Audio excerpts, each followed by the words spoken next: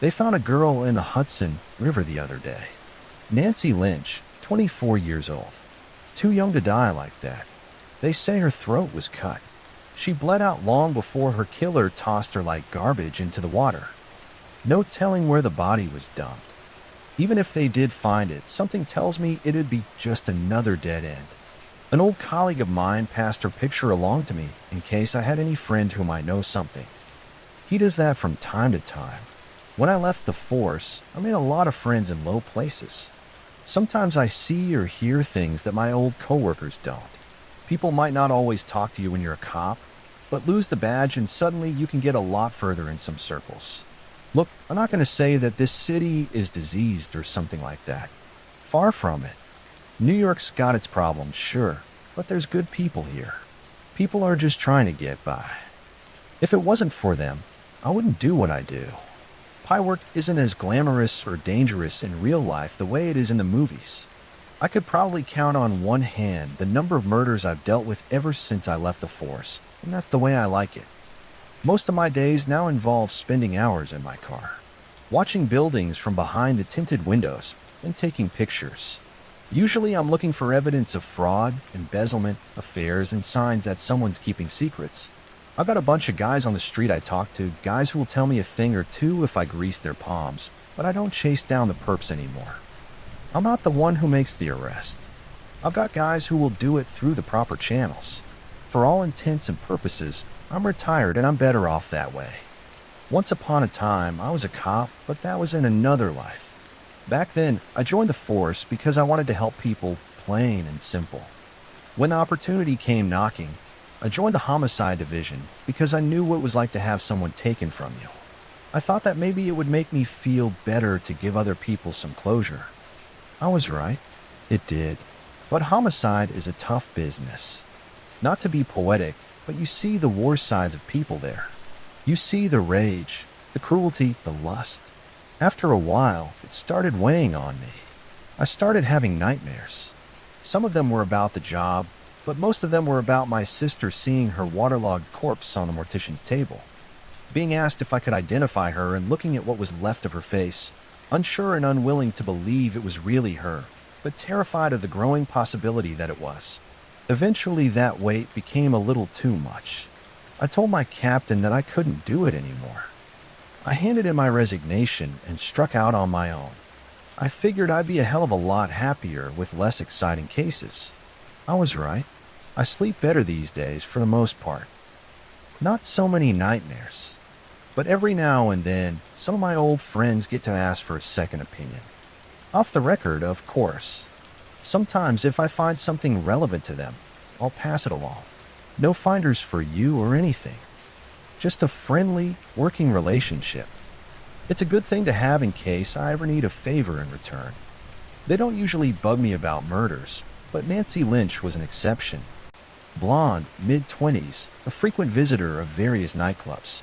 They found some THC and alcohol in her system and scars from bite marks on her arms and shoulders, most of them inflicted long before death.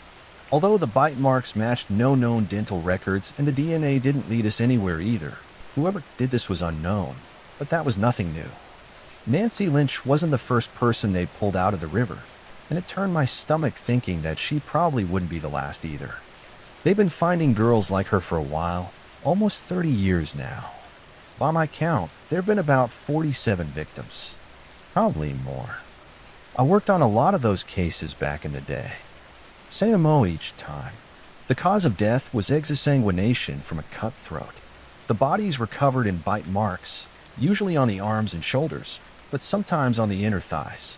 All the bodies showed signs of sexual activity, having occurred shortly before death in most cases. A lack of defensive wounds indicated that it was consensual, but there were a few exceptions. Maybe it was a mistake to volunteer myself for those cases. I look back on my years in the NYPD, and none of the other cases I worked were quite so personal. Some people might think a personal stake would be a good thing. They'd say it drives you. They're not wrong, but it's just as likely to be a liability as well. It can just as easily blind you to the truth. I told myself I was going to find that son of a bitch responsible and send him to the deepest, darkest cell I could find, where you'd never see the damn sunlight again. I told myself that I was going to do it for Dakota, and that was the problem. See, I always figured that I knew who killed my big sister all those years ago. And since she turned up in the Hudson, just like all those other girls, it'd be easy to assume that the same guy was responsible for the rest of those deaths. But killers aren't caught on assumptions. No, you need evidence. You gotta have rock-solid proof. And I didn't have a damn thing, just a name that led nowhere. Roman Spencer. Dakota had started dating Roman back when I was around 14. We'd lost our parents a few years prior, and she was all I had left in the world.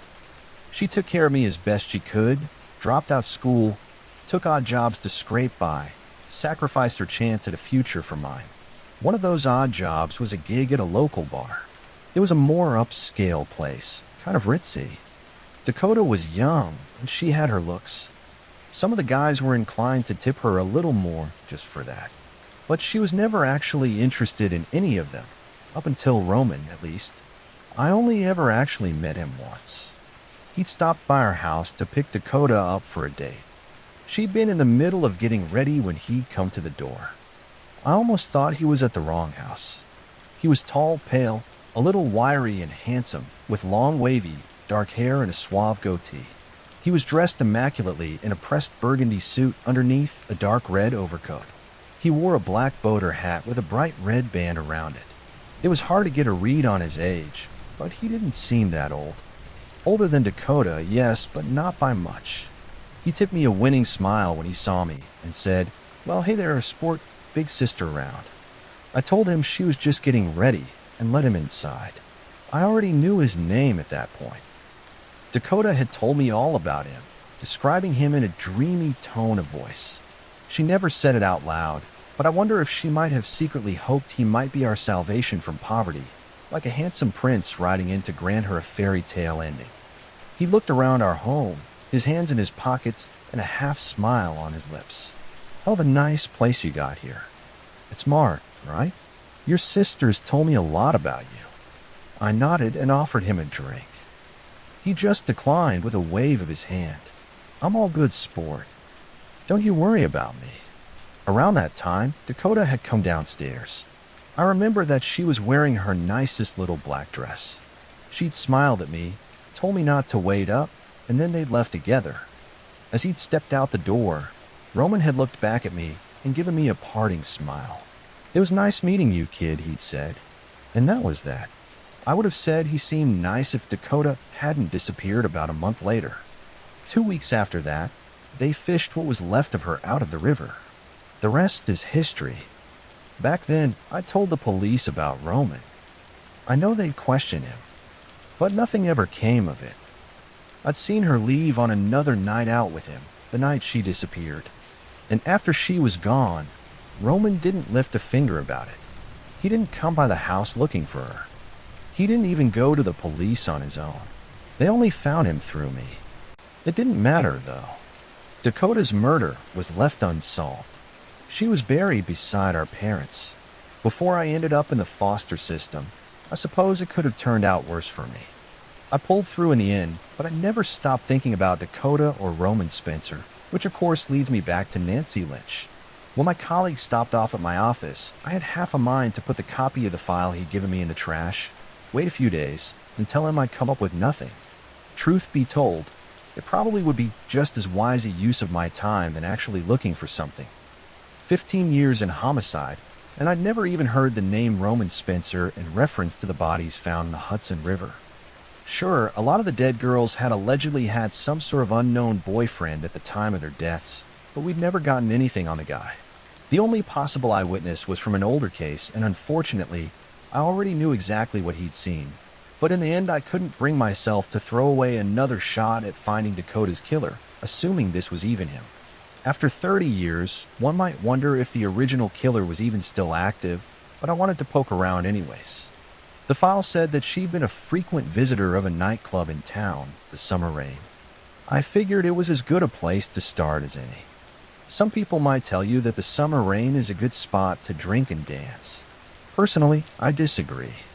I've heard a lot of rumors over the years about the place being owned by one of the local crime families.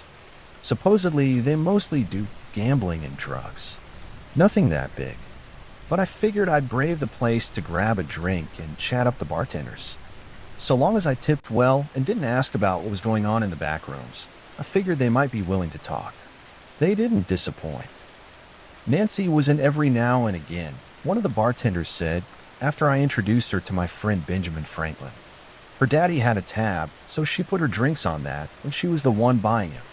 I take it that she usually wasn't, I'd replied. The bartender had scoffed. Not usually. I had a guy with her the last few times I saw her. Not a regular, but I've seen him around before. I raised an eyebrow. I don't suppose you could give me a description. No, I'm sorry. It gets busy here. Faces sort of blur together, she replied. I reached into my pocket for my wallet and took out another $100 to set on the bar. Does this jog your memory? She snatched the money away and pocketed it. Not much. Like I said, I don't remember his face, but he was well dressed. I had a beard. Not like a full beard. She stroked her chin. Goy, is that it? But not a full one. Then there was the hat. Black, flat top, wide brim. Our red band. I finished. Do you know him? She asked. I might. Have you ever heard the name Roman Spencer? She thought for a moment. I was almost ready to reach into my pocket for my wallet again when she spoke. Maybe I know the guy you're looking for used to come around looking for a girl who used to work here a few years back. She might know his name. I don't know where she is now, but her name's Laura. Laura Watson. Laura Watson. Unfortunately, I knew the name. They pulled her from the river 3 years ago, not too long before I'd left the force. I appreciate it, I said before giving her my last 100 as a tip. Have a good night. I didn't hang around for long after that. I left in a hurry, my heart still racing a little. A black hat with a red band. That sounded an awful lot like Roman. Maybe it was just a coincidence. Maybe not. What I'd gotten was pretty far from concrete, but it was still more than I'd gotten in the last several years. And it sent a chill through me. 2 dead girls, both tied to the man with the red hat. If it was really him and he was still out there, well, it wasn't much of a lead, but it was a start. Even if it wasn't Roman, I owed it to all those girls to still look. As I walked down the street, I reached for my cell phone to call one of my friends on the force. I wanted to take a look at the other case files. The older ones. Maybe there was something I'd missed before. Looking through the old case files took the better part of a day, and it didn't give me a lot, but it wasn't exactly a waste of time either. I managed to put together a list of bars and nightclubs where the victims had last been seen. After eliminating the ones that were currently closed, I had my set of targets. I spent the next few nights on a sober bar crawl, visiting each one to ask some questions. Most of them didn't know anything about a man in a red hat. Most of them. From what I could gather, he'd visited several upscale bars and nightclubs in the past 6 months. His visits were never consistent. He didn't operate on any schedule. He seemed to go where he pleased, but I at least had a list of places to look. Now all I needed was some bait to lure him. Justine, Taff, and I met back when I was working the streets before I became a detective. She was in trouble. I busted her a few times back in the day. She was a grifter, a fast talker who knew that a fool and his money were easily parted. But as con artists go, she wasn't that bad. Clearly, despite our history, she liked me enough to hire me when an ex-boyfriend of hers had made off with some of her money. I kept my mouth shut about the irony of her of all people getting swindled and was happy to track the bastard down. After that, we stayed in touch, and every now and then we did business. Nothing illegal, but she'd go looking for juicy gossip that I might be interested in and walk away a little richer for her troubles. She had a $1 million smile that she'd probably stolen off a cherub, and was better at making people talk than most cops I knew. So she was the obvious person to go to about looking for my friend in a red hat. We met up in a bar we'd both frequented. She walked in, dressed in a black crop top and yoga pants with a grayish sweater hanging loosely off her. Her dirty blonde hair was tied back in a messy ponytail, and she looked grungy. But then again, she wasn't dressing to impress. I'd seen her turn the charm on. I didn't doubt she'd mix flawlessly in with the folks at those high-end bars. She pulled up a stool beside me and ordered a beer before fixing me with a cocky grin. "Detective Sar," she crooned. "Fancy meeting you here." "Yeah, hell of a coincidence," I said. "How have you been?" "Not as busy as I'd like, but I'm taking it easy for a little bit. You know, some well-earned vacation time."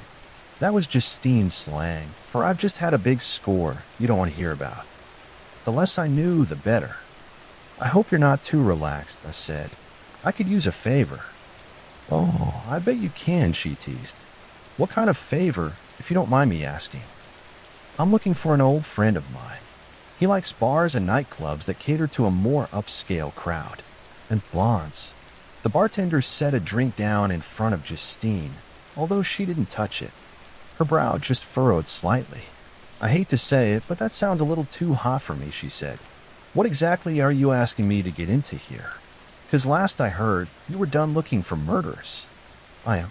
"This isn't business, not entirely." "It's personal," I replied. "You're not inspiring a lot of confidence in me, Mark." I laughed. "No point in beating around the bush. Fine. I might have tied up at least 2, maybe 3 murders to this guy. As far as I can tell, he picks his victims up in bars, romances them for a few months, and when he's done, I draw my finger across my throat." Justine flinched before shuddering. At last, she took a swig of beer. "Jesus," she murmured. "Mind if I ask what stake you have in this? If I'm right, this is the guy that killed my sister. Look, I'm not asking you to go in alone. I just want to lure him out, get some info on him, hand him off to the police so they can close the net on him." Justine nodded. "Look, I can respect that, Mark. But you're asking me to go looking for a freaking serial killer. You do understand just how dangerous that sounds on paper, right?" "I do. I'll understand if you say no, but this is the first lead I've gotten on this guy in over 30 years. Assuming it's him, he's probably in his 50s or 60s at this point. I'll be watching your back, too. No way in hell am I sending you in alone." He makes a move. He deals with me, assuming I don't drop him first, Justine murmured before sighing. "Oh my God, I'm not saying yes, but let's say I did. What's in it for me? You want me to get this man to my old friends at Homicide, and I'll pay you $1,000 up front. If it's really him, then you name your price. Whatever the hell you want." She paused again, watching me out of the corner of my eye to see if I was joking. When she realized I wasn't, she finally broke down into laughter. "You're serious? All right, fine. You got me. On 2 conditions. First, you're paying for my drinks. Second, I get to be armed." I probably wouldn't be in any position to argue, even if I wanted to. "Done and done," I replied, before clinking my beer against hers. "Pleasure doing business with you as always, Justine." She offered a weak smile in return before polishing off her beer. Justine and I got to work a few nights later. We started meeting up at nightclubs. She'd hang out by the bar, watching for a man in a red hat, and I'd keep my distance and watch her. As I said before, she cleans up well when she turns on the charm. She mixed and mingled flawlessly with the richer crowd, and though I couldn't be sure, I suspected that she made a few extra bucks on the side from a few of them. Our first couple of weeks didn't turn up much. We'd get together every few nights, stake out a bar, and when we got nothing, we'd move on to the next one. Rinse and repeat. I won't pretend that it was the worst set of stakeouts I've ever been on. Booze, girls, music. Not my usual scene, but I've been in shittier places, and despite her initial hesitation, I started to get the distinct impression that Justine was enjoying her chance to mingle with some dumb, rich easy marks. But as not terrible as the whole experience was, I found it hard to let myself get as sucked into it as she did. This was just business for her. For me, this was a shot at revenge. As our first few weeks turned into a couple of months, I started to question if we'd ever find anything. We had a couple of false alarms, but when I sent Justine to chat them up, none of the men seemed interested. One was pretty clearly gay, and the other was just a dumb kid with a group of friends. Neither was a likely suspect. I started watching my bank account a little closer. I was still working during the days and still bringing in some income. But Justine and those bars didn't come cheap. I started crunching the numbers, trying to figure out how long I could keep doing it. Then I started thinking about how long I should keep. By the third month, Justine seemed to treat these outings of ours less like stakeouts and more like an excuse to go clubbing. By the fourth month, I was starting to wonder if I was just wasting my time. Then we got lucky. I never saw him coming that night. The bar we were in was one of the quieter ones. Justine had been chatting up the bartender, and I'd been debating whether or not to call it a night, when I noticed that someone new was in the seat beside her. Though I only ever saw the back of his head, my heart almost skipped a beat when I saw the hat he wore. A black boater hat with a red band. His wavy dark hair spilled out from underneath it. He wore a dark red sport jacket, and I could see he wore several ornate rings as he took the odd puff from a lit cigarette hanging limply between his fingers. Justine was smiling as they talked. I don't know if she'd realized who he was yet. However, as they spoke, I saw her eyes drift over to me, asking a wordless question. The look on my face gave her the answer she needed. I watched the two of them talk for the better part of an hour. He bought Justine drink after drink before finally calling it a night when he left. He kissed the back of her hand before he got up to leave. When I saw his face, I felt my blood freeze in my veins. I only ever met Roman Spencer once, but I've never forgotten his face. I thought that after all these years I would still recognize him, but I never expected him to look exactly the same. The man who left the bar hadn't aged a single day. He looked the same as he had the day he'd come to pick up my sister. As he made his way towards the door, I saw his head turn slightly for a moment. I was certain that he saw me, but if he did, he never acknowledged me. He just kept walking as if nothing was wrong. As soon as he was gone, Justine quietly got up from the bar and headed over to my table. I expected her to look more shaken than she did, but then again, she was a very good actress. She sat down across from me and took a swig of her beer. She glanced at the door one last time to make sure he was gone before she spoke. "You look like you've seen a ghost." "Maybe I did," I replied. "That was him." She looked back at me, raising an eyebrow. "It was? I know that face anywhere." "I thought you said this guy was in his 50s. "Clearly he's aged gracefully," I replied. She just shook her head. No, I was talking to him for the better part of an hour. He might be over 30, but not by much." "Did you get a name?" I asked hopefully. "What do I look like, a chump?" "I've got his name and where he's staying." She reached into her purse and took out a napkin with the name of a hotel written on it, followed by a room number. Roman Spencer. Staying at the Manhattan International, room 625. Roman Spencer. The look on my face probably said more than I ever could have. Justine's expression softened a little. "You recognize the name," she said. I nodded. Yeah, I recognize it." I looked up at her. I looked her dead in the eyes. "It's him, Justine. It's him." I stood up, heading for the door and out into the lightly drifting snow. Justine got up to follow me. "Mark, come on, it can't be him. You said it's been 30 years. 30 years ago, this guy was probably in diapers. He fits the description perfectly, Justine. Black hat, red band. He dresses the same. He looks the same. And his name is Roman Spencer. You want to tell me that's a coincidence?" She paused for a moment, standing in the snow and staring back at me. "What are you going to do?" "What we agreed on. I'm calling the police. We've got his name. We've got his room number. I've got eyewitnesses." "Do you? Eyewitnesses doing what? Placing him at a bar where some girls got killed?" Justine replied.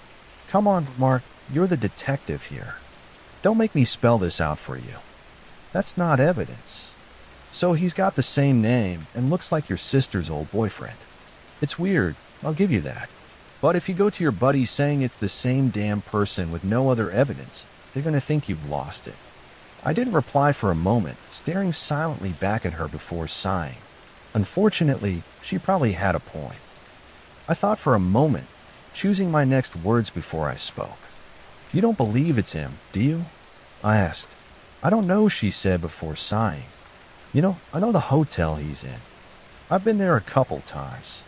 There's a few other hotels nearby. You might be able to get a room that'll let you keep an eye on him in 625, and if you're right and he's up to something, maybe you'll manage to get some solid evidence. Yeah, maybe, I replied, before sighing and reaching into my pocket for my wallet. I took out the last cash I had, 500, and offered it to her. Justine stared at it before pushing it away. You can pay me when we're done, she said. Shit, you've probably already paid me more than what you owe in booze anyway. I might still be able to help you out here. I raised an eyebrow. How? Well, clearly he liked me. Enough to give me an invitation. I don't exactly deal with a lot of murderers, but maybe since he's staying in a hotel, he won't be as likely to try anything. I can get a look around. Absolutely not. If I'm right, then he's dangerous. You could get hurt. Or worse. Mark, we both know I've done stupider things for less. I'm volunteering. Besides, from the way you described it, he likes these affairs of his to drag on for a bit before he does the deed, and I'm not exactly going in defenseless. She opened her handbag, showing me a pistol nestled inside. My answer is still no, I said. Yeah, well, screw you. My answer's yes. Tomorrow night. Are you in or are you out? Do you want to catch this son of a bitch or not? She asked. I bit my lip. I didn't like this plan of hers at all, but she knew I couldn't say no. I finally just grunted and turned to walk away. Tomorrow night, I repeated, I'll be in touch. Room 625 of the Manhattan International Hotel was on the south side of the building. I got lucky enough that there was another hotel across the street, not quite as fancy, but it would work for my purposes. I took a room on the 7th floor that night and brought what I'd needed over the next morning. I had my camera, a pair of binoculars, and in case of an emergency, a hunting rifle and my old service pistol. Call me paranoid, but I didn't want to take any chances if I didn't have to. I'd gotten lucky. 625 was a corner room, and one of the more spacious as well, looking more like a penthouse in the morning. The curtains were closed, but sometime around noon I saw them open. Roman Spencer stood on the other side of them, naked from the waist up. His body was not the body of an old man.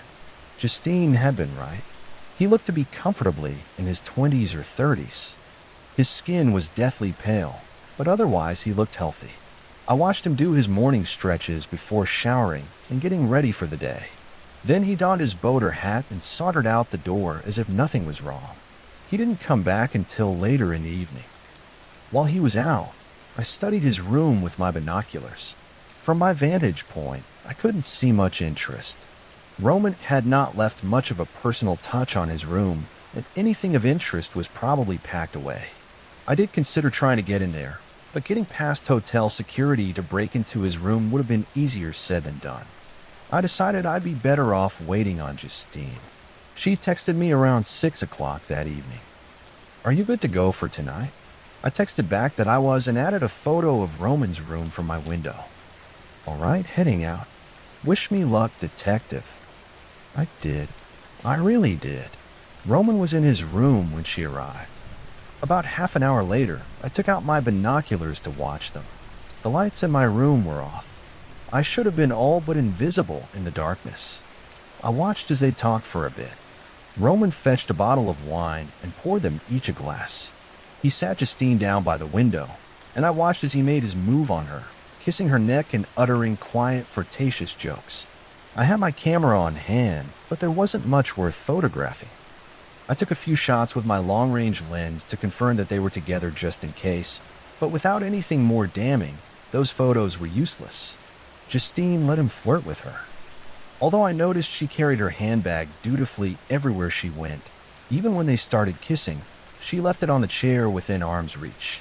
As their embrace became more intimate, I felt inclined to give them some privacy, but knowing what I knew about Roman made me think better of it. Besides, it's not the first time I've had to watch people have sex. I've photographed more than my fair share of unfaithful spouses. Roman kissed her with a raw animal confidence, and I saw Justine's facade crack just a little. I don't know how far she'd intended to go with this. Maybe this had been her plan all along. Maybe she wanted to draw the line at wine on instinct. I reached for my rifle just in case. I'd rather just shoot him than let him hurt her. But after that initial moment of shock, Justine didn't seem to fight it. He pressed her against the window as if he wanted the city to see her. And then his eyes shifted in my direction, and he stared for a few moments. My heart stopped cold in my chest as I realized that he was looking right at me. Through the flurries of early winter snow and the darkness of my room, he was looking at me, and then he bit. I didn't hear Justine scream, and perhaps that's better off. Her eyes widened in pain as he sank his teeth into her neck. Blood gushed from the wound as she started to struggle. She tried to push him off of her, but no luck. Roman was too strong. He kept her pinned against the glass as he tore into her, and when he finally pulled away, a chunk of her throat was missing, and blood gushed out of the wound and down her body, smearing along the windows. As the horrible scene unfolded in front of me, I remained frozen to the spot. Time seemed to move so slowly all of a sudden, and yet it moved too fast at the same time. I had a choice. Grab my camera and photograph this moment, or grab my rifle and try to save Justine. It wasn't much of a choice. I went for my rifle and took aim at the window. As Roman went in for another bite, I fixed his head in my crosshairs, and I pulled the trigger. The bullet left a hole in the glass. Before flying straight and true into Roman's head, I saw the blood and brain matter erupt out of the back of his head as it jerked backward from the impact. He swayed a little on his feet, but he didn't fall. I saw his lips curl into a cold, knowing smile as he fixed me back in his gaze, standing despite the fact that he should have been dead. This shouldn't be possible. The blood seemed to flow back into his body. Roman let Justine's body hit the floor as his wound healed away and did nothing. And then he raised a finger up to the window, and he wagged it at me like he was scolding a child. My heart was racing.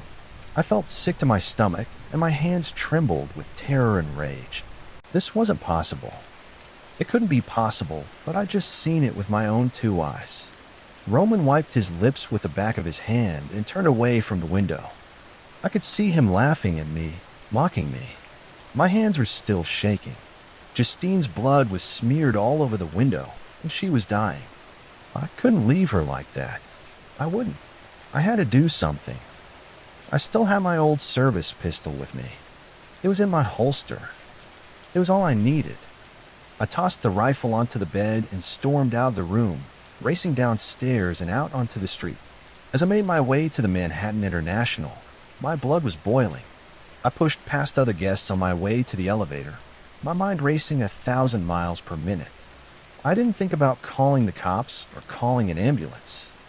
I only thought about getting into that room as fast as I could. As the doors opened, I stormed down the hall. I could see room 625 ahead of me, and the door was open. Just a crack, but it was open.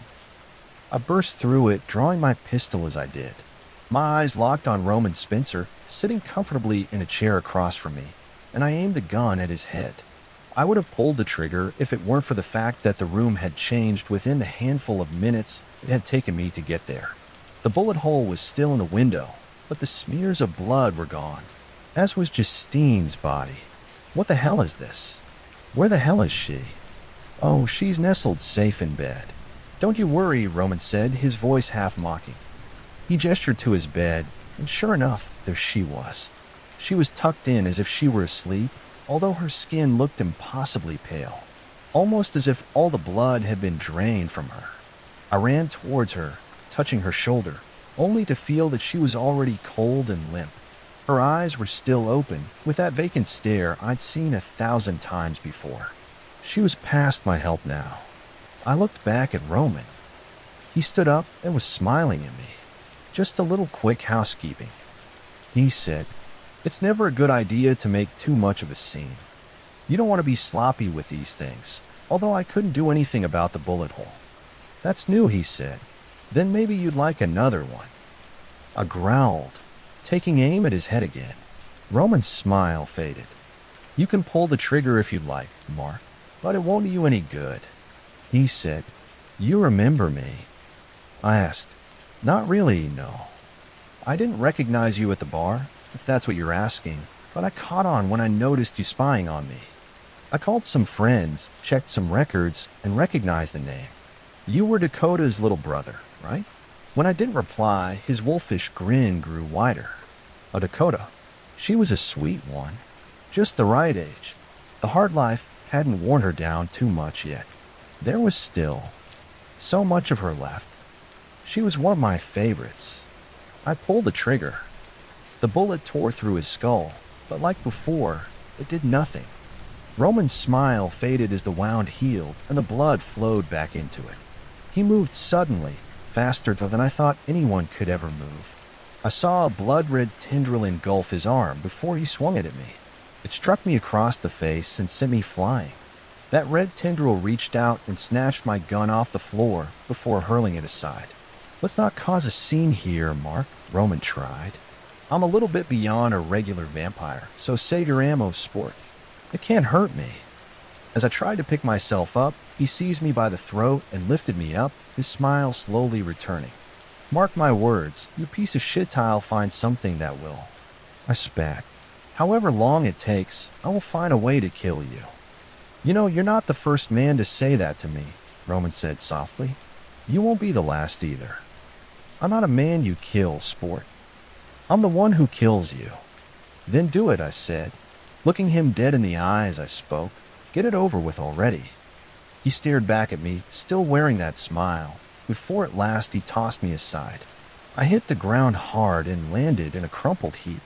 Tempting an offer as that may be, it'd just be a waste of blood, he said. I've already fed tonight. Besides, I think I like you right where you are. I mean, you were looking for me, weren't you? All these years, and you've had my name on the back of your mind. I like that. Slowly, I started to pick myself up. Roman watched me, still grinning as I did. You know, why change anything? He asked. We can just update it. Not one dead girl in your hands, but two. How do you like the double jeopardy sport? He chuckled before sauntering back over to Justine's body. But what makes it better this time is that now you're always going to know you were right. You're always going to know it was me, and there's not a goddamn person on earth who's going to believe you, is there?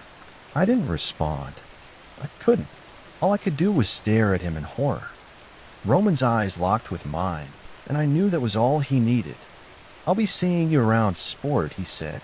Till next time. I saw the red tendril appear around his arm again. As he lunged for me the last time, I just closed my eyes and prayed that it would kill me. But he wasn't going to let me off that easily. When I woke up, I did so on the couch at home. He took me home. I heard about Justine on the news a few days later. They'd found her in the river, just like the other girls. Just like Dakota. I'm going to close my office. Leave Manhattan. I can't do this anymore. I found my sister's killer, and I know now that I can't stop him.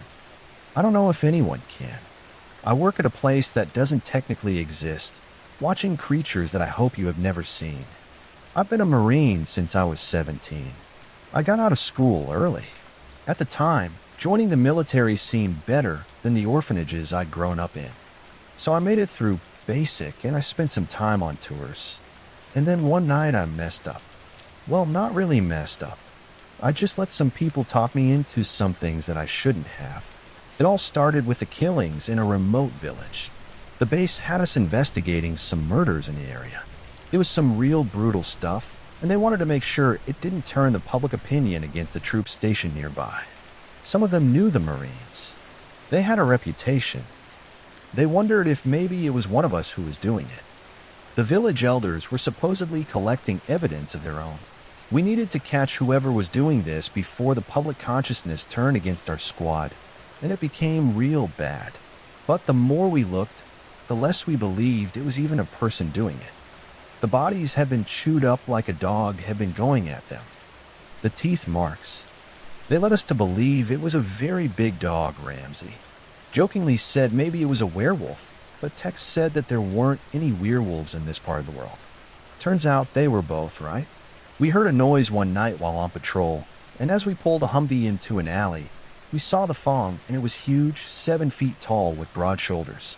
Its pelt made me think it was a hyena. Ramsey and Clyde were out the door before they could fully get their bearings. It dropped the old lady it had been mutilating, and it just charged at us, charging like a hungry kid after some chicken McNuggets. Dinner had arrived, and it ate well. It ate shot after shot from our rifles, and as I ducked behind the Humvee and shot into it, its skin seemed to shrug off round after round. It wasn't until I finally got the idea to climb up and use the machine gun mounted to the Humvee that it finally started feeling it.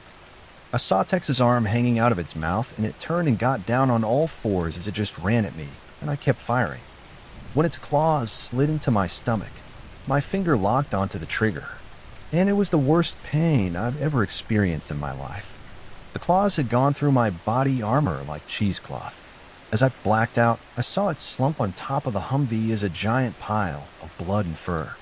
I didn't expect to wake up, but it seemed that the military wasn't done with me yet. I opened my eyes to find an older man smoking a cigar 2 feet in front of my face. It was hard to tell through the reflective glasses, but he looked pissed. "You killed my hyena," he said, breathing a cloud of smoke into my face. I coughed, trying to respond, but for a few seconds nothing would come. "What?" I finally asked. "You killed my hyena," he said, shaking his finger. "Now, how do you intend to repay me for that?" I couldn't figure out an answer, but he hardly needed one. "Well, don't worry, son. I'll find a way," he huffed. Now, this was Colonel Banther, and I would find that the first time we met was one of the more rational times I'd interact with this guy. The military had done a number on me. The hyena's claws had shredded my insides, my stomach, my large intestine, my kidneys, and one of my lungs had been damaged. But that's okay, because the government has given me some experimental replacements. I was only the second or third person to be added to these medical trials. The other two had also worked for Tartarus. Tartarus, as it turned out, was my next assignment. While I was in the hospital, Colonel Banther came to visit me a lot. He told me that after I was healed up and ready for duty, I was his baby. I looked at him oddly, not sure what the hell he was talking about. And that seemed to amuse him. He tossed a file folder at me. "Congratulations, son. You're the latest corpse hired by the 7th branch of the United States military." "There are only 5 branches of the military, sir," I said. And at the time, it was true, at least as far as I knew. That's what they tell new boots. But most grunts haven't seen a hyena and live to tell about it. Speaking of son, my menagerie is -1 hyena. Time to start paying off your debt to Uncle Sam, and more importantly, to me. Soon enough, I was moved somewhere else. I did the last of my recovery in a place that no one has ever heard of. And as soon as I was able, Colonel Banther gave me the grand tour of Tartarus. Now, Tartarus, it's a secret compound somewhere in an area hostile to human life. I know that's a little vague, but I've honestly never been outside the facility. It could be at the bottom of the ocean, for all I know, or in a volcano, or in the heart of Detroit, I don't know. But wherever it is, no one has ever just wandered in, at least to my knowledge. So it's a big circular facility that houses 3 full-time staff members and around 110 things that can't really be described. "This is where we put all the things that go bump in the night," Colonel Banther told me. As he finished the tour, "You'll be keeping the night watch at first. Prove yourself, and I may let you join the capture team. But for now, just familiarize yourself with the rules." Now, Tartarus, it has about 5,000 rules, but I've been assured that only certain ones are important on a daily basis, like Rule 5. Don't forget to feed Cell 12 before midnight. Cell 12 holds something that we like to call the Snot Goblin. It's a weird little creature with a perpetually oozing body. Legend says that it draws its form from things people wipe under chairs and things. The longer it goes without eating, the smaller it gets. It eventually gets so small it can escape, and then it can start finding something to eat soon and regain its size. That's why there's a button next to its cell that dumps kibble on it to keep it large and well fed. Taxpayers probably feed this thing close to $200 of dog food a day, so it's usually just a pair of eyes peeking through the slot at the top of the door. That's one of the easier ones to remember, like number 20, which is wearing your earplugs near the siren container. Some of them, however, they're a little harder to remember, like number 37. Don't bring anything you find on the housing floor back to the booth with you. Now that one I found out the hard way. I was doing one of my rounds. I was checking the cells when suddenly I found a fork sitting on the wall of cell 19. Cell 19. It holds our English werewolf who was sound asleep at the time. Seeing a random fork outside the canteen, it was weird. So I picked it up and I brought it back so it couldn't accidentally fall into the wrong hands. I laid it on the console, but as I looked up to watch the cameras, I could swear that it wiggled. A little. It would never do it while I was looking right at it, but it always seemed to move in my peripheral vision. This went on for about an hour until I looked down to find it was missing. I started looking for it, wondering if it was something more than a simple fork. When Garth got there to relieve me a few hours later, he laughed as he watched me crawling around on my hands and knees. You lost something," he called out. "Yeah," I said. I found this weird fork in the hallway, and now it's gone." I stopped as his foot came down suddenly, and when I turned, he had the fork trapped under one thick boot. "That was a close call," he said, as he reached down and picked up the utensil. "Didn't you read the rules, newbie? Don't bring things in from the hallway." I followed him down the corridor, the fork still trying to escape his grasp. When we reached cell 29, he opened the peephole to reveal a room full of everyday items. Forks, spoons, kettles, signs, slippers, umbrellas. There were all kinds of things. He threw the fork back inside, and as it landed amongst the mess, the other items, they started inching their way towards the window. Garth closed it shut with a metallic smack. "Next time, just throw it down in there. Rule 38, newbie. Remember it." And this leads us to Rule 38. If you find a mundane item in the hallway, put it back into cell 29. Other than remembering the rules, though, the job, it's pretty much just walking my rounds and keeping an eye on the creatures. Some of them are pretty easy to handle. The various animals we have, they mostly just eat, sleep, and hang out in their human forms. But a few of these creatures, they do take some getting used to. For example, did you know that the Slender Man everyone keeps talking about online is actually an offshoot of Skinwalker? Wild, right? They aren't even all men either. The Slender Women, well, they have one major difference from the males. The males have long tendrils that come out of holes on their backs, but the females, they have these tough spider-like arms. They can actually carry them around like legs. Nobody knows why they choose the form they do. Skinwalkers can take on almost any form they want, but for some reason these ones seem to like the suit and blank face. Speaking of skinwalkers, actually, that brings us to Rule 7. If at any time something familiar appears in a cell without warning or notice, don't let them out. No matter how much they beg, threaten, scream, do not let them out. I encountered this one on my 4th night in Tartarus. I was doing my 1 a.m. round. I was just sipping some coffee and keeping my eyes on the cells, when I suddenly see Colonel Bather standing in the middle of a cell, dressed in his usual getup of a white polo and khaki pants, but his face was spread in this wide grin. I tripped after taking a few steps past him, almost dropping my coffee as I walked back to make sure of what I'd just seen. And he was just standing there and smiling as he looked back at me. Colonel," I said, reaching for my keys. "What the hell are you doing in there, kid?" he said. His voice sounded strange. It didn't match the wide grin on his face. "I got in here and now I can't move. Help me out, kids." I had the keys in my hand and they jingled as I approached the door, but I stopped as the last of his words sunk in. They were such weird choices and words, and the tone and inflection seemed different. It was like someone doing a bad impression. And when I looked up at him, the rule flashed through my head in bright neon. Rule 7: don't open the door for familiar faces. I looked at his oddly smiling face for a few more seconds before putting the keys on my belt and slowly walking away. "What you doing, kid?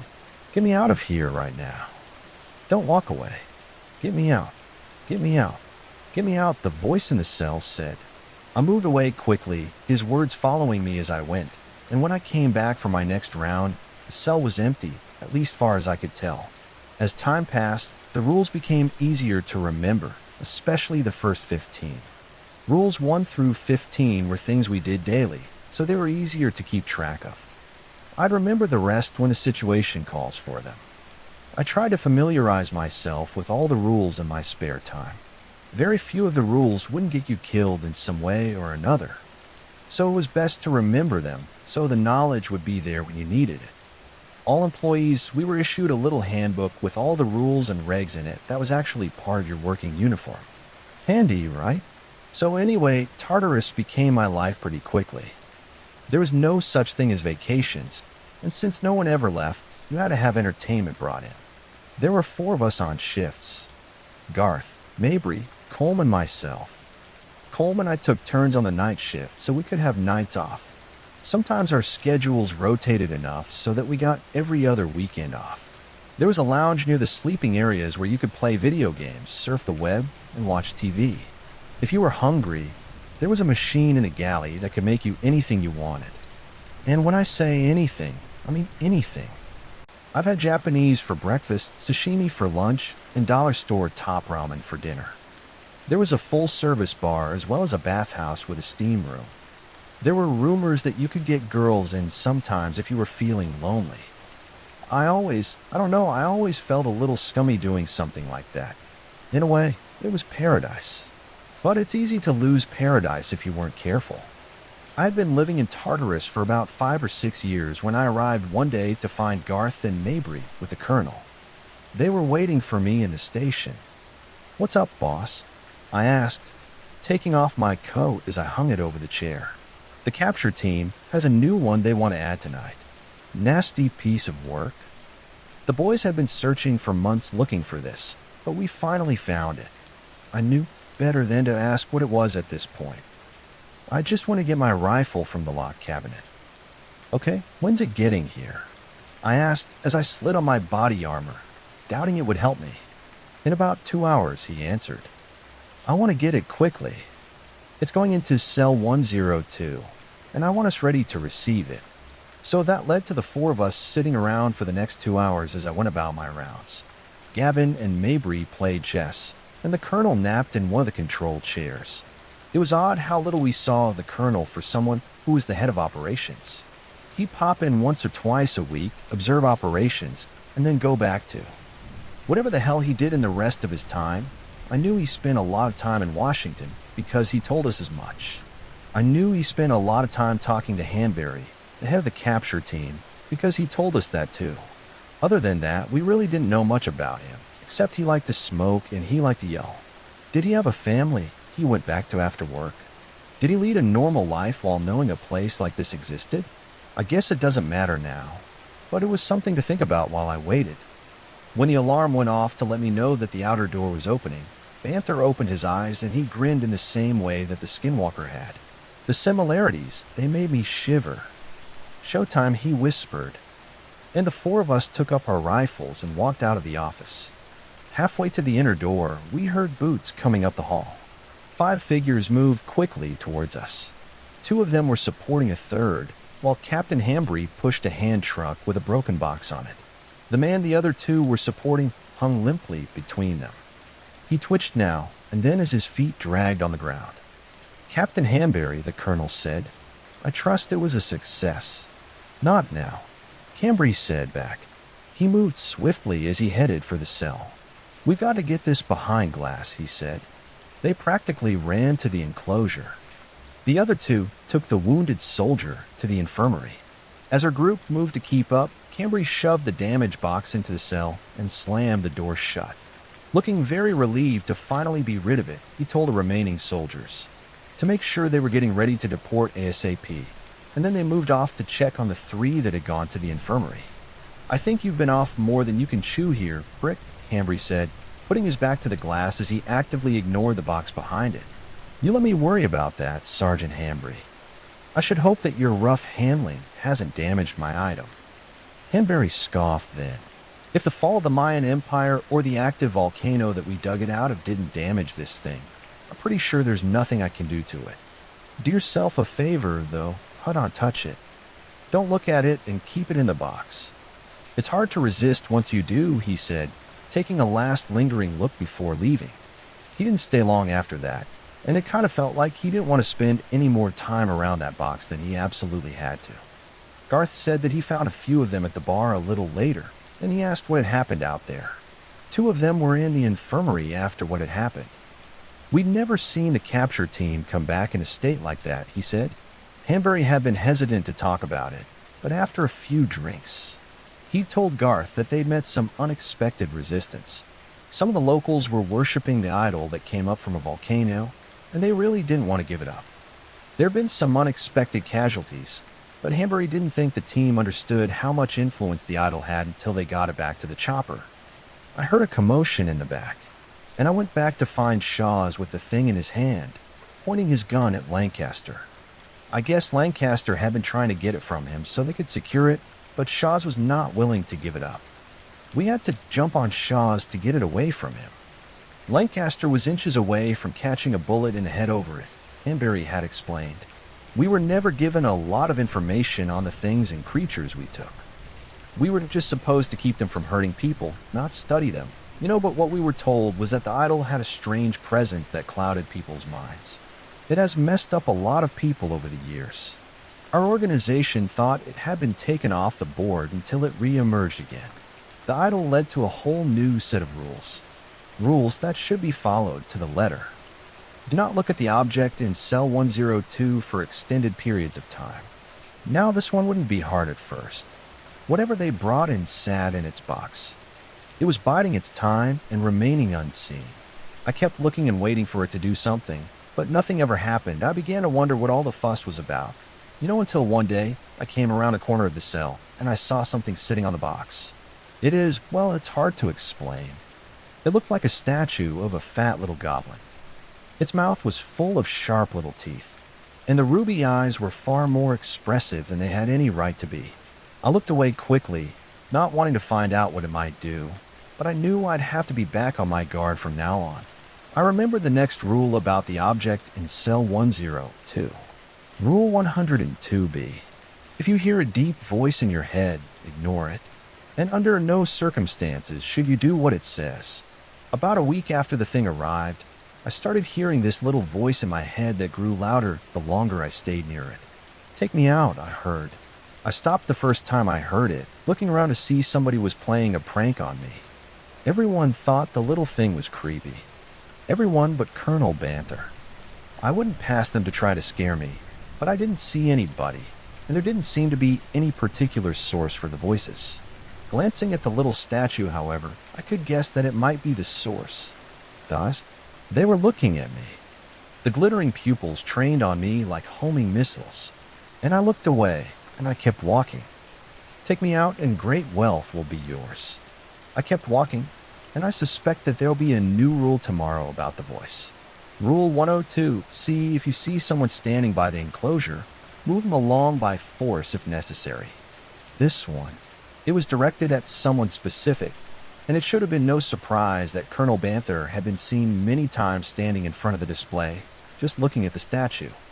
I wasn't the only one who had noticed him either. Both Garth and Mabry had told me to keep him away if I saw him lingering. We're a little worried he may be getting influenced by that statue, Garth said. He's coming by it more often, and we almost always have to find some excuse to make him leave the area, he told me. Garth was older than the rest of us. He's a vet who had been here for nearly 40 years, and this guy's seen it all if he told me that Banther was lingering a little too long. It was enough to make me very nervous. Then one night, at around 3 a.m., I ran into the colonel standing at the glass and staring at it with this strange look on his face. His fingers and forehead were pressed against the glass, and he didn't seem to realize I was there until I shook him like a child who'd been caught doing something naughty. "Oh, don't mind me, son. Just taking in the sights," he said as his eyes strayed back to the strange idol. "It is quite mesmerizing." "Yes, sir," I said. "Why don't you come with me? I think somebody's looking for you. They said they needed you in the booth right away, actually." I put a hand on his shoulder as I attempted to scoot him along, but his feet were planted and his eyes were back on the idol. "He's the god of the deep places, He is the ruler of that which glitters beneath the earth," Banther continued. He moved a little as I pulled at him, but I winced as his fingers made a squeaking sound across the glass. They say that Cortez himself looked upon this idol, looked upon it, and grew mad to have the treasures he guarded. I wonder if he was thrown into the volcano with it, or if he was saved at the very last moment. His voice had taken on a dreamy quality, But as we moved away from the cell, he shook himself and seemed to regain some control. "Oh, sorry, son. I kinda lost my head back there. Thanks for helping me get back." "No problem, sir," I said. When we got to the booth, he made some excuses to leave for his quarters. And he kept away after that. He only came back to Tartarus only when he absolutely had to. And I thought the danger was over, but I was far too naive. It all went to hell when Colm suddenly died.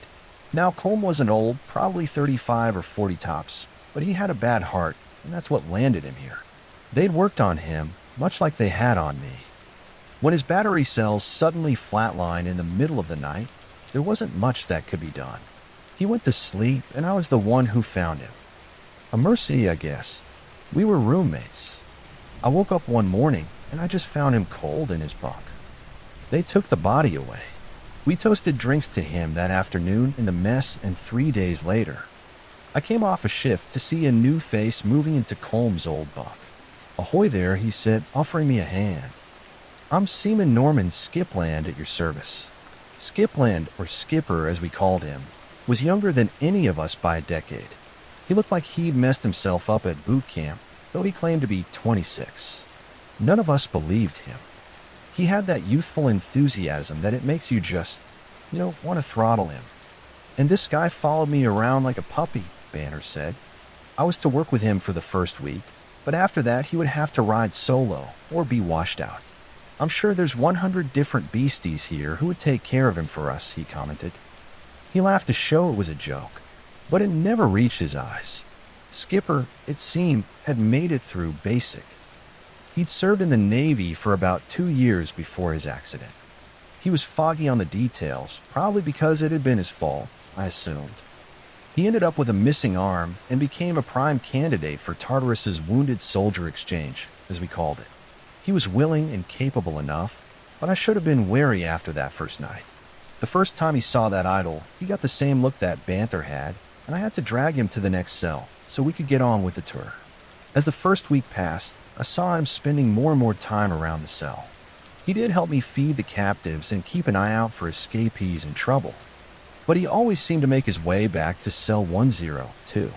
Sometimes I would see him lingering by it on the camera. His eyes would be glued to the glass, and his fingers would leave streaks on it. When I questioned him about it, he always said the same things I was used to when it came to the idol. "Oh, I just got distracted for a second. I thought I heard a voice, so I went to investigate. I don't know. I must be adjusting to the new shift or something. I guess I just got a little spacey," he would say. And I didn't buy any of it. I reminded him of the rules, but the ones about cell 102 seemed the hardest for him to remember. And then, the night before he was supposed to fly solo, I lost track of him for nearly an hour. That's not entirely true, I suppose. I knew where he was. I knew where I'd find him. I just put it off because I didn't want to think that it had its hooks in him. I was tired. I'd been working 12 nights straight by this point, and I really wanted this guy to be ready. I hoped that if I just kept refreshing the rules the way the Colonel had done for me, it might be okay, but more importantly, he might be okay. I found him near 102. His face was again pressed against the glass as he watched the idol. "Skipper, come on, man, we can't hang out here," I said, trying to bring him out of his trance, and he didn't move an inch. "Skipper, you there? We need to." "He's trapped," Skipper whispered. "He's trapped in there, and he needs a way out." I put a hand on his arm and tried to lead him away. "Yeah, that's right, buddy. He's trapped, but he's supposed to be trapped. We need to move on, though. We need to," I said, jerking his arm hard, but his feet were like lead, and he cut me off with his ramblings. "He has riches beneath the earth. If we help him, he'll give us whatever we want. Gold and jewels and wealth and power." And I was dragging him away now, and he was bucking and pulling as I tried to get him away from the cell. He growled like a freaking jungle cat, trying to fight me every step of the way.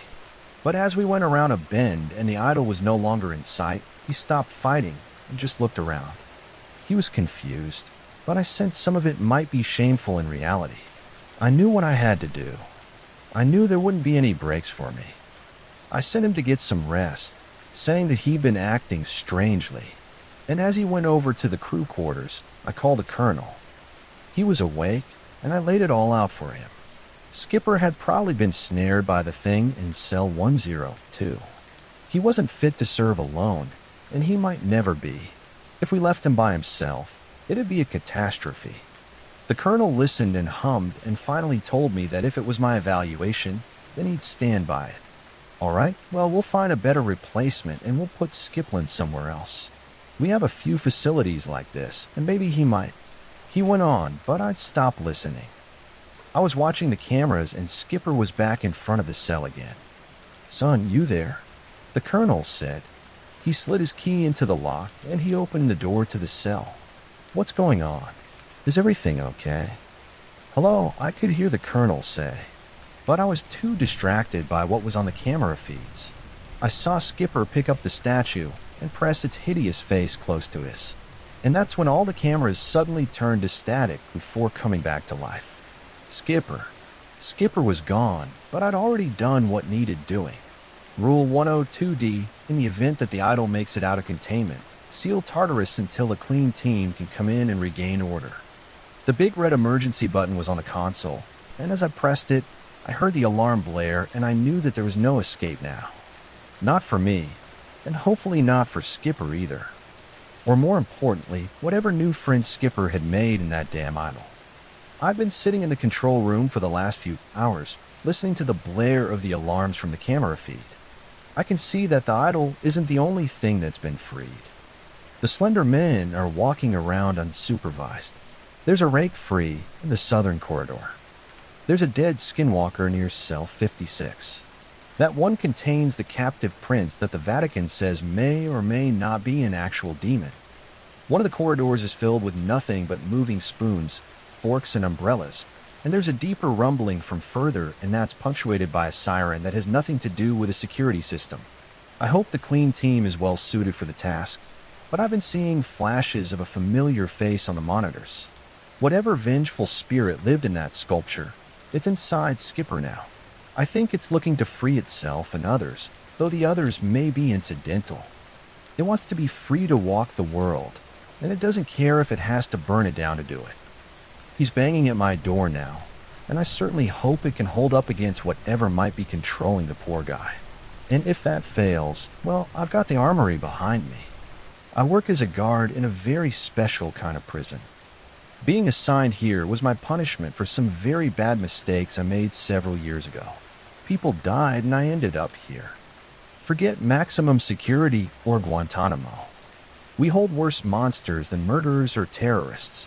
Our prisons are things science or reason can't explain. Anomalies, horrors, nightmares. Subjects, as we like to call them, whatever they are, wherever they come from, they all end up here. And sometimes, just like regular prisoners, they escape. I ran down the bright white corridors of the facility. I held my gun to my chest, cursing. Of course, this breach was in my unit sector.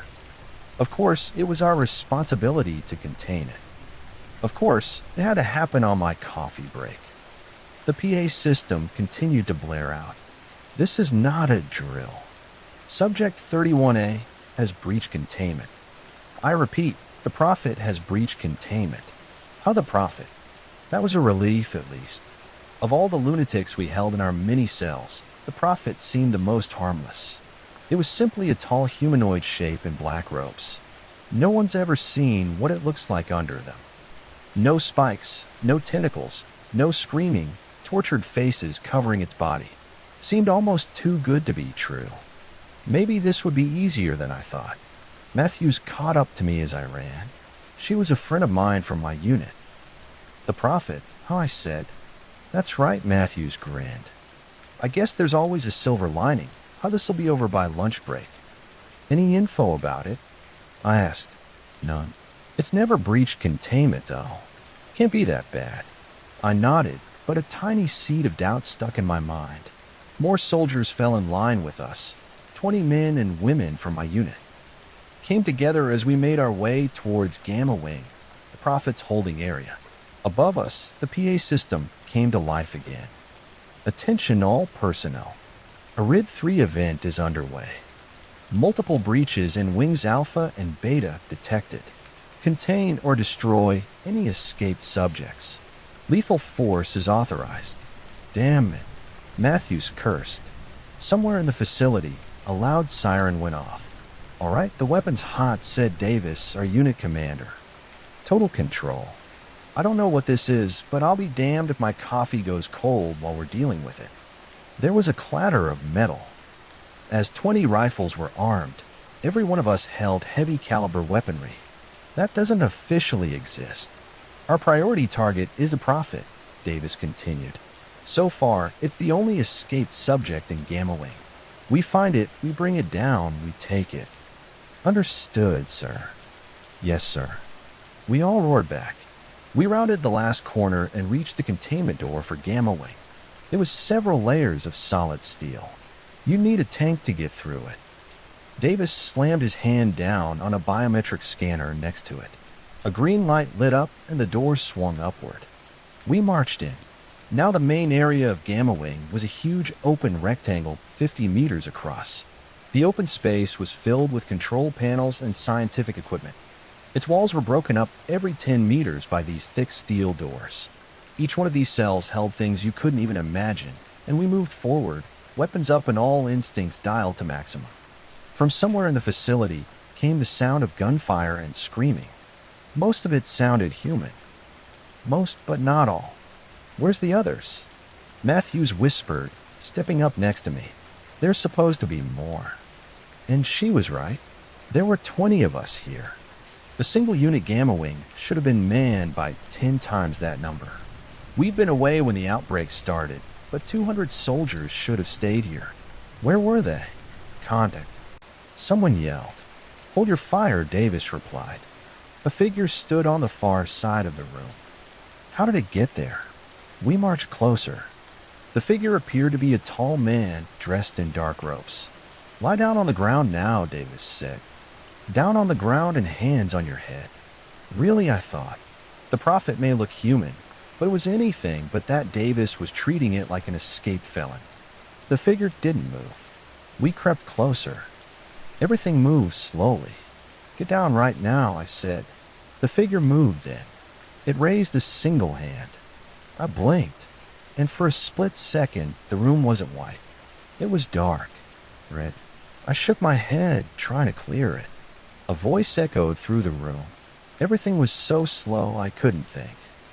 There was only the voice and the figure. Will you serve? It asked. Get down right now, Davis repeated. I suppose not, the voice said. No matter. There are few who will in ages to come. And then it just turned and began walking away from us. We fired, but at the same moment the gunshot started. The room went dark, and then bright red emergency lights pierced through the darkness, and I realized I was standing in a pool of blood and gore. The ground was littered with bodies.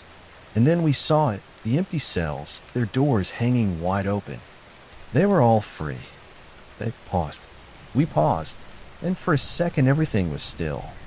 The same thought occurred to everyone at the same time. If we could see them, they could see us. Gunfire and screaming erupted from the darkness. Davis was ripped away from beside me. Something huge carried him away on wings. I pressed down on the trigger, firing at shapes I could barely see. Something with dangling stick-like limbs and too many teeth ran at me, and my gun clicked empty. I fumbled the magazine. It was getting too close, and I could see it smiling, reaching for me. Just then, a rain of bullets pushed the thing away. It cried out, and I shivered. It sounded too much like a hurt toddler. Matthews appeared in the dark beside me. Run, she said, and I didn't need convincing. Together we sprinted through Gamma Wing. Something hot and wet hit my torso, but I didn't look down. Matthews slipped on a pile of blood. I cursed and hauled her up to her feet. We looked around desperately, just trying to find a way out. The door we'd entered had closed behind us. On the far side of the room, another had opened. We ran for it, but for a split second, I thought I saw a hooded, robed figure walking through the doorway. Richard Matthews yelled my name, and I turned around just in time. I raised my gun, and I emptied it into the mouth of a creature made of human limbs. It went down writhing and leaking blood. Reload, gun up, keep running, I said to myself. We tumbled through the thick door of Gamma Wing. The corridor beyond was dark. The only light came from the red glare of emergency lights. I circled in place with my gun to my cheek. Were there any survivors? Stragglers running after us? No Gamma Wing had been destroyed. Only a few of our squad were left alive, but not for long. They were being ripped apart by spikes and limbs and teeth. Matthew slammed her hand down on the control panel. The door squealed, but it didn't shut. A crooked crone-like thing looked up from where it was butchering a soldier. I laughed. It dragged itself closer on arms that ended in sharp points. To hell with this, Matthew said and shot the control panel. And that did it. The door slammed shut, blocking off Gamma Wing. I wheeled around, searching the corridors for more threats, but nothing moved. The Prophet had moved on. We stood still for a while, breathing heavily. My lungs burned. Gradually, my heart slowed down. What the hell just happened? I was forced out. In-game. Matthews answered. Curtains. Waterloo. There's no stopping this. We don't have the firepower. We don't even have the numbers. The Prophet did this, I said, straightening up. It was the first to get out. It must have sprung the others. How? Matthews said. It's never even escaped containment itself, Richard. How could it cause this? I shrugged. I don't know, Matthews. Maybe it was gathering its strength. Maybe. I don't know. It's been waiting for us to drop our guard. I don't know. Nothing's making sense right now. I paused, and we stood in silence for a while. What do we do now? I said. We hole up somewhere, she began. The higher-ups will be sending reinforcements. We just need to survive till then. Where? Gamma Wing's lost, Matthews said grimly. There's no one to regroup with here. The way to Alpha and Beta is through that. I heard gunfire from the other sectors. They might already be overrun, I said. The surface, then Matthews replied. I nodded. The prison was built deep underground. It was another security measure to prevent escape. The only way to reach the surface was by using the elevators. The largest were in Alpha Wing. They were huge metal boxes used to bring food, equipment, and ammunition down to the base. Each wing also had its own emergency elevators for evacuations. The emergency lifts. I gestured toward the corridor. Matthews nodded. I agree. Let's move. Guns up. We made our way through the facility. Under different circumstances, we could have reached the elevators in maybe 20 minutes, but the darkness slowed us down. We passed by, bodies scattered all over the floor. Has the Prophet done this? Or was it some other escape horror? Were we even alone in the dark? I wasn't sure I wanted to know. Wait, Matthew said. I stopped and glanced over. She was kneeling beside a dead soldier. Her shoes were wet with his drying blood. What is it? I asked. I wanted to keep moving. What the hell happened here? I looked over her shoulder and cursed. The man looked like he'd been experimented on, used as a puppet. His eyes and mouth were stitched closed with thick string. His hands had extra fingers. His skin was a mismatched patchwork of different colors. Matthews turned him over with her gun and then shrank back. Bile rose in my throat. The back of his head, it wasn't a head at all. It was a second face, a face stitched on with filthy, blood-stained string. I wheeled around, and now I saw it. All the sprawled bodies were horribly mangled.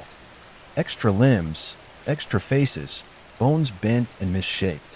One body had somehow been stitched directly onto the steel wall. There was a sound behind us. We spun around, aiming at the dark. There was a movement in the shadows, and then the sound of wet, heavy breathing. Show yourself, Matthew said. The shadows moved until they formed the shape of a man. Damn it all, I said to myself. The figure facing us was tall, skinny, and almost naked. A filthy, blood-stained sheet was tied around its stick-thin waist. Its face was covered by a surgical mask. A few strands of white hair hung from its head. In one hand, it held a roll of string. In the other, a large, rusty needle.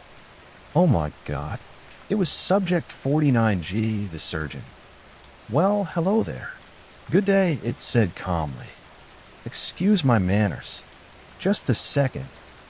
It bent down to one of the bodies, and there was a wet, tearing sound. The surgeon stood up. It was holding a piece of flesh in its hand, which it tucked behind the folded sheet at its waist. I almost threw up. Are you here to help me with my research? The thing asked.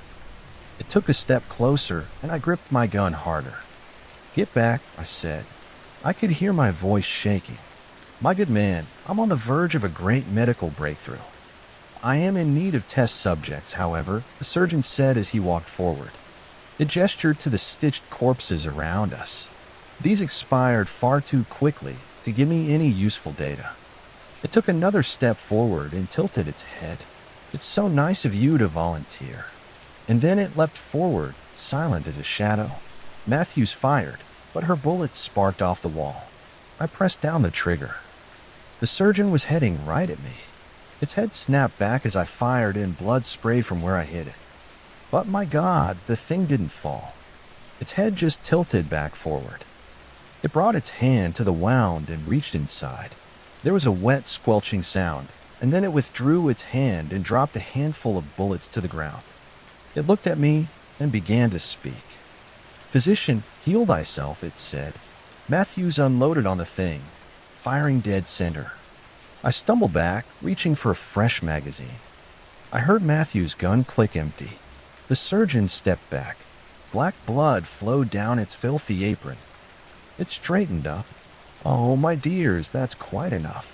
Don't worry, I will take extra care to keep you alive. Then I realized our guns couldn't kill it. We could only cause it pain. Matthews grabbed a fresh magazine. The surgeon leapt forward, hands outstretched, and then it stopped. No, the surgeon said. No, they're mine. You can't take them from me. And then I realized I was blind. The darkness had been thick before, but now it was absolute. No emergency lights, just complete, total blackness. I was blind. Something large and heavy moved in the darkness. I could actually feel the air move as it shifted. A voice came from behind the surgeon then. Hunt elsewhere, thirsting one. I have business with them. Oh, but I need test subjects. The surgeon whined. Incredibly, I realized it sounded. I'm afraid. There are plenty of others in this facility. Hunt them for now. The surgeon inhaled sharply. I heard it straighten up and walked right past us, and I gagged at the stench, rotting meat and ammonia. And then it was gone. What the hell was that, Matthews? I whispered. No idea, she answered, slowly racking the slide of her gun. Be not afraid, came the voice from the dark. For now, you are not in danger. What are you? I asked. Names change. I have had many over the ages. To your people, I am Subject 15C. Oh, great, Matthews said. You know this thing? I replied. I remember it from my time on Alpha Wing. It's a trickster. A dealer in secret. Don't buy anything it's selling. You won't like the price, she explained. Oh, well, in better times, I would indeed offer you a trade, the voice said. But the situation is dire. What do you mean? I asked. Matthews elbowed me in the dark. I ignored her. The one you call the prophet, it has escaped. Yeah, we noticed, Matthews muttered. Oh, this situation's more severe than you comprehend, the voice continued. Your kind captured the prophet, not knowing the danger it posed. It is far more dangerous than anything else trapped in this prison of yours. What is it? I asked. Oh, the thing's name is correct. It is only a messenger, the forerunner of something greater, something worse. And you need us to stop it, Matthew said. You need our help. The thing shifted in the darkness. She was right. Okay, then you tell us what it is we're stopping, I said. I cannot. The voice trembled slightly. Then we can't help you, I said. The ground shook then. The thing in the shadows heaved angrily. I realized I might have overstepped my mark. Okay, look, just give us something, I said, holding up my hands apologetically. Anything. We need information to fight the prophet. Tell us why we're doing this. The thing paused for a second. I will tell you what I can. It is not much, and you will leave with more questions. Are you familiar with the area of the cosmos your race calls the Great Nothing? I was. The Boots Void. It's a region of space with very few stars or galaxies. Hence the name. Nothing is an expanse of darkness. But your knowledge is flawed. Your kind has observed lights in the void. That much is true. Believe me now, those are not galaxies. Those are not stars. I fell silent. A chill ran down my back. Were those lights? The Prophet is heading to this facility's communication center. The thing in the dark continued. It wishes to send a transmission into deep space. Your kind will find it unintelligible. Its kind won't. Okay, and how do we stop it? I said. This thing, whatever it was, had to know. It had to tell us. I do not know. The Prophet is beyond even my understanding. It and that which sent it are a disease in reality, not a part of it. I do not understand them. I don't know if it can be stopped, but for the good of both my kind and yours, I pray that you can find a way. I realized then that I could see the red emergency lights again. The darkness was gone. Beside me, Matthews leaned on a blood-spattered wall. We should move. The comm center isn't far from here, she said, pointing down the corridor. I checked the ammo in my gun. One mag loaded, one more in my belt.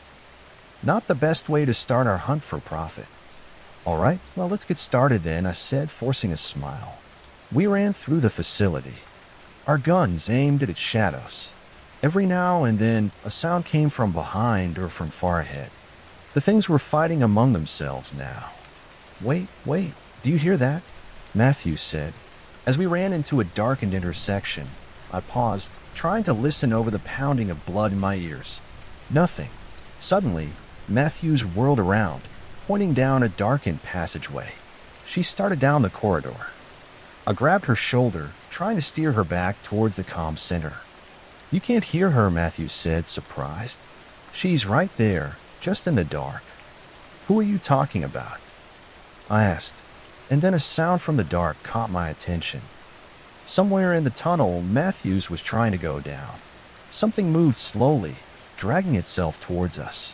While I was distracted by the sound, Matthews tried to run past me. At the last second, I grabbed the straps of her body armor and dragged her back. We need to go, I said. Whatever's down there, it's not who you think it is. The thing was close. I could hear the sound of labored breathing now. It was getting closer. The shadows moved, and something began to emerge. Something not human. Matthews froze.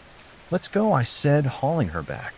Matthews didn't fight back as I pulled her away from the thing in the dark and onto the corridor towards the comms room. And the thing behind us didn't cry out. It simply kept breathing as it dragged itself towards us. We ran through the red-lit hallways. Adrenaline and lactic acid burned through our veins. I could still hear the thing behind us.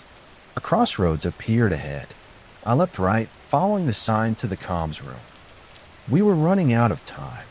We ran through a side wing of the complex, and I realized I'd never been here. There wasn't much use for guards in this part of the prison. This is where we held the things. That wasn't dangerous enough for an active guard detail.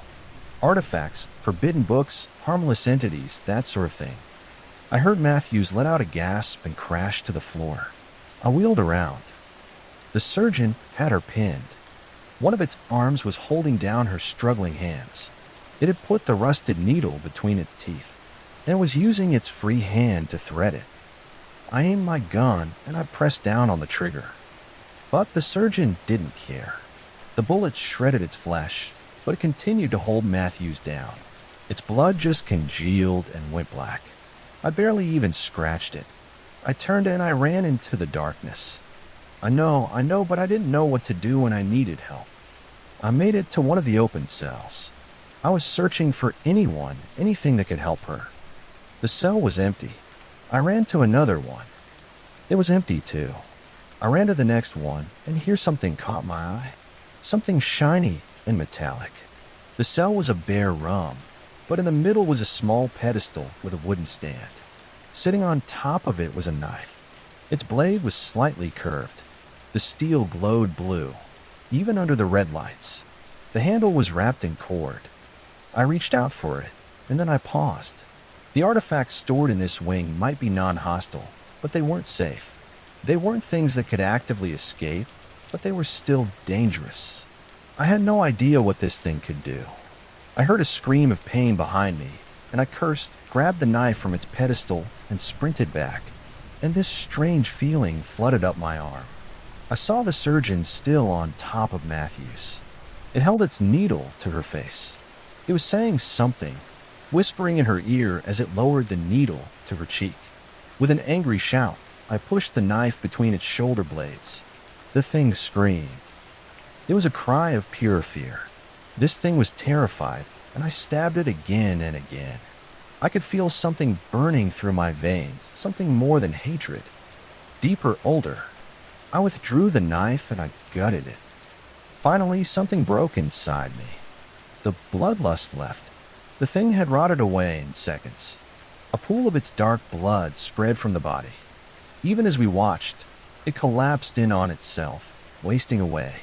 "Let's move," I said, tucking the knife into the back of my belt and avoiding eye contact with Matthews. We got to get to the comms room. Matthews stared at me for a second, and some weird animal part of my brain expected her to bring her gun up and shoot me. My muscles tensed. I was ready to leap up and grab her. But then she turned away and started jogging down the corridor. We sprinted through the dark. Everything was silent, and then finally we saw the doors to the comms room ahead. We stopped and gathered our breath. Matthews turned to face me. "If I don't make it, promise me you'll do whatever it takes, Richard." Whatever it takes. I keyed the control panel, and the door ground open for a second. I couldn't understand what I saw. It was so at odds with the cramped, sterile tunnels of the facility that should have been there. Beyond the door was a ruined cathedral. Dust and grime and soot covered the floor. Ancient statues covered the walls. I looked upward. High above us, the vaulted ceiling had fallen in. I could see the night sky above. Everything was illuminated by a sickly crescent moon. There were no stars. "This isn't real," I said. "None of this can be real." In the center of the cathedral was a raised platform. On top of it was a small pyramid that looked to be made of obsidian. Multiple silent figures worked around it. Teams of them were bringing more blocks and chiseling away at the structure. With a start, I realized they were wearing our facility uniforms. No one spoke. Everyone worked quietly, heads bent as if in prayer. And in the middle of all this stood the prophet. We advanced slowly, guns up. Matthews aimed the closest workers, and I aimed mine squarely at the prophet's back. "Matthews, what's wrong with them?" I asked. "No idea," she replied. "They look like they've been drugged." "Hypnotized, maybe." No. The voice was in my head and in the air around us. It was everywhere. It was in everything. The prophet turned to face us, its shrouded eyes regarding us with the weight of a dying star. They will serve, even unwillingly, in their minds. They're working away at their mundane, everyday goals. They cannot see the glory of what they will truly accomplish. They shall send the call to the darkness, and the darkness will answer back. "Let them go," I said. "Soon, once the signal's sent, and then I will allow them to freely experience the arrival of the shadow behind the stars." Matthews brought her gun up then and fired, and with each muzzle flash, our surroundings changed one gunshot. And we were in a darkened control room. Silent workers manned the communications equipment. Another gunshot, and we were back in the cathedral. Gunshot control room. The next gunshot back to the cathedral. The prophet didn't move, didn't even try to avoid the bullets. The shots just always missed somehow. Against all reason, they all hit the stone far behind the prophet. Matthews cursed and grabbed her last magazine. I pulled down on my own trigger. The gunfire echoed loudly, but everything missed. The prophet raised its hand. Enough, it set around us. All the workers stopped what they were doing. And then they wheeled to face us one by one, looking at us with dark eyes. Wordlessly, they took one step towards us and then another.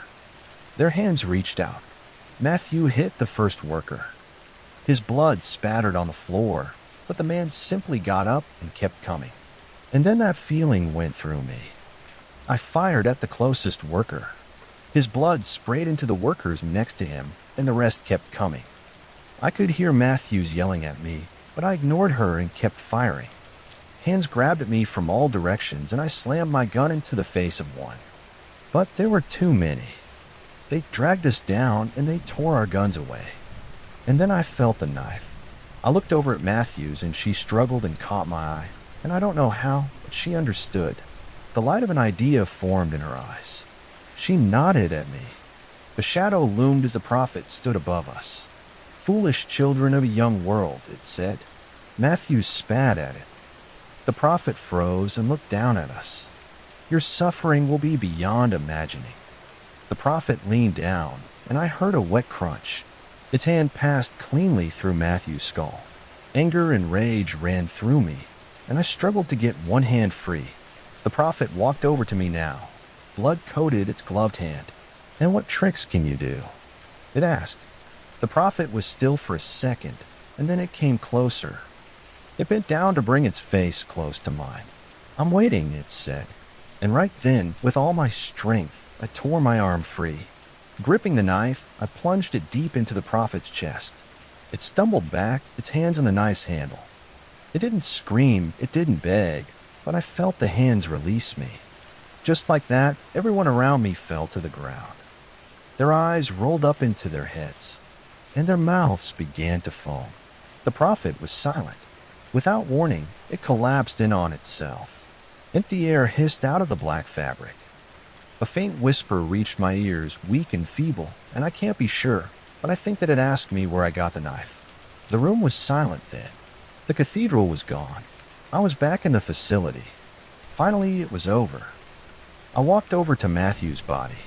"Whatever it takes," I said, wiping tears away. I picked up the prophet's empty robes and I covered her face with them when the reinforcement team found me. I was sitting in the middle of the room, calm and silent. They stormed in, scanning the room for threats. "Help," I half whispered. One of them called out to the others as he approached me. He lowered his gun as he recognized my uniform. "Help me up," I said. The man nodded, reaching out for me. I reached up to accept his hand. "It's over," half whispered. "My name is Jesse, and I manage a small resort off the coast of nowhere." That's not just a saying. There's no major city for miles, and you won't find this place on a tourist map. It's tucked away, surrounded by cliffs and forest, with the ocean stretching endlessly beyond. You think running a place like this would be lonely, but I've never felt that way. This resort has been my life for as long as I can remember. I grew up here. My granddad, Elias, owned the resort before me. He came from the old country, somewhere with thick woods and even thicker accents, where superstition wasn't just a belief, it was part of life. I never knew my parents. Granddad said they left when I was a baby, and there was that. He raised me in this creaky old building with its drafty hallways and the constant sound of waves crashing against the rocks below. Elias wasn't what you'd call warm. He was stern, a man of few words, but everything he said had weight. He ran the resort with an iron will, and the guests loved him for it. He had this way of making people feel safe, like nothing could touch them here as long as they followed his rules. I think that's why people kept coming back. Well, that and the stories. There are always stories about places like this. Rumors, legends, things that make your hair stand on end. People talk about guests leaving here and having their lives change overnight. Some get lucky, promotions at work, a sudden windfall, meeting their soulmates. Others not so much. They vanish for days, turn up dazed and confused, or leave and have something awful happen to him. It's all part of the mystique. When I was a kid, I believed every word of it. How could I not? Granddad would sit me down by the fireplace and tell me about guests who broke the rules and paid the price. His voice was low and steady, like he was sharing a secret the world wasn't supposed to know. He always ended with the same line. "This land isn't ours, Jesse. We just borrow it." At first I didn't understand what he meant, but as I got older, I saw things, strange things, and I learned to respect this place the way he did. After Elias passed, the resort became mine. It was overwhelming at first, balancing the books, managing the staff, making sure the guests were happy. But the hardest part wasn't the work. It was stepping into Elias's shoes. He had this presence, this authority that made people listen. I didn't have that. I'm quieter, more reserved. But over time, I found my own way of running things. I figured out how to keep the resort's unique character alive while making sure people stayed safe. The stories about the resort still bring people in. Some are skeptics, here for a laugh or a thrill. Others come because they're desperate for a change, hoping the legends are true. I don't promise them anything. I just run a place, hand out the brochures, and make sure they all get the rules. The rules are simple. Respect the land, don't take anything that isn't yours, and stay out of places marked as off limits. Most people laugh when they read them, but I've got stories to back every single one. That brings me to last spring. A group of college kids came in loud and rowdy, fresh off a long drive and ready to let loose. There were 5 of them, 3 guys and 2 girls, and they didn't even try to hide the fact that they thought this place was a joke. One of the guys, the ringleader, strutted up to the counter with a grin that screamed trouble. "Hey, is this the famous haunted resort?" he asked, leaning on my desk. "It's not haunted," I replied, "but it is old." "Yeah. Hey, look man, we're here for the full experience. Ghosts, curses, whatever. Bring it on." I handed him the brochure. "Well, the rules are on the last page. Make sure you read all of them." He glanced at it and smirked. "Rules? What happens if we break him? Ghost's gonna get us." I didn't smile back. "You'll regret it." That got his attention. If only for a moment. He gave me a look like he wasn't sure if I was joking, then shoved the brochure in his pocket and turned back to his friends. They were already heading out the door, laughing and shouting like they owned the place. I watched him leave, feeling that familiar knot of unease in my stomach. But I'd done my part. Now it was up to them. The rules aren't hard to follow, by any means. They're simple, clear, and laid out in black and white on the last page of the brochure. But people like them never take them seriously. I can't force anyone to listen, and I've learned not to waste my breath trying to convince them. Instead, I keep my warnings short, and I let the land handle the rest. The first rule is the most important. Don't damage the trees with red tape on them. Don't cut them down, do not break any branches, and don't even step on the shrubs growing around them. The red tape is there for a reason, and it's not just there for show. Those trees are older than the resort itself, maybe older than anything on this land. My granddad always said they were sacred, though that word never felt quite right. Sacred things. They're supposed to bring peace, aren't they? These trees, they demand respect. When I was a kid, I believed everything my granddad told me about those trees. He had a way of talking about them like they were alive. Alive in a way we never understand. He used to say the biggest trees, the ones with trunks so wide it would take 5 men linking arms to encircle them, were homes to giants. Not just any giants, though. Giants with red hands. The kind of hands you'd see on a man who worked with his bare skin in the sun too long. Granddad said they lived in the trees, high up where branches twisted into the sky like old fingers. He said you could smell their cigars if you stood too close. That smell is one of my earliest memories of the resort. It's not constant, just every now and then a whiff of ash and smoke faint enough that you might think it's your imagination. But when I smelled it as a kid, I'd always glance at the nearest red tape tree and give it a wide berth. Granddad taught me that too. You don't mess with the trees, and you don't mess with what lives in them. He had a story for everything, but the giants came up the most. If you wanted to cut one of those trees down, you had to ask permission first, and you couldn't just ask. You had to say it out loud, clear as day, so they'd hear you. If you wanted to rest under one of their trees, you did the same thing. You asked first, and when you got up to leave, you said thank you. Always. It wasn't about superstition, he told me. It was about acknowledging that the land isn't yours. You're just borrowing it, passing through.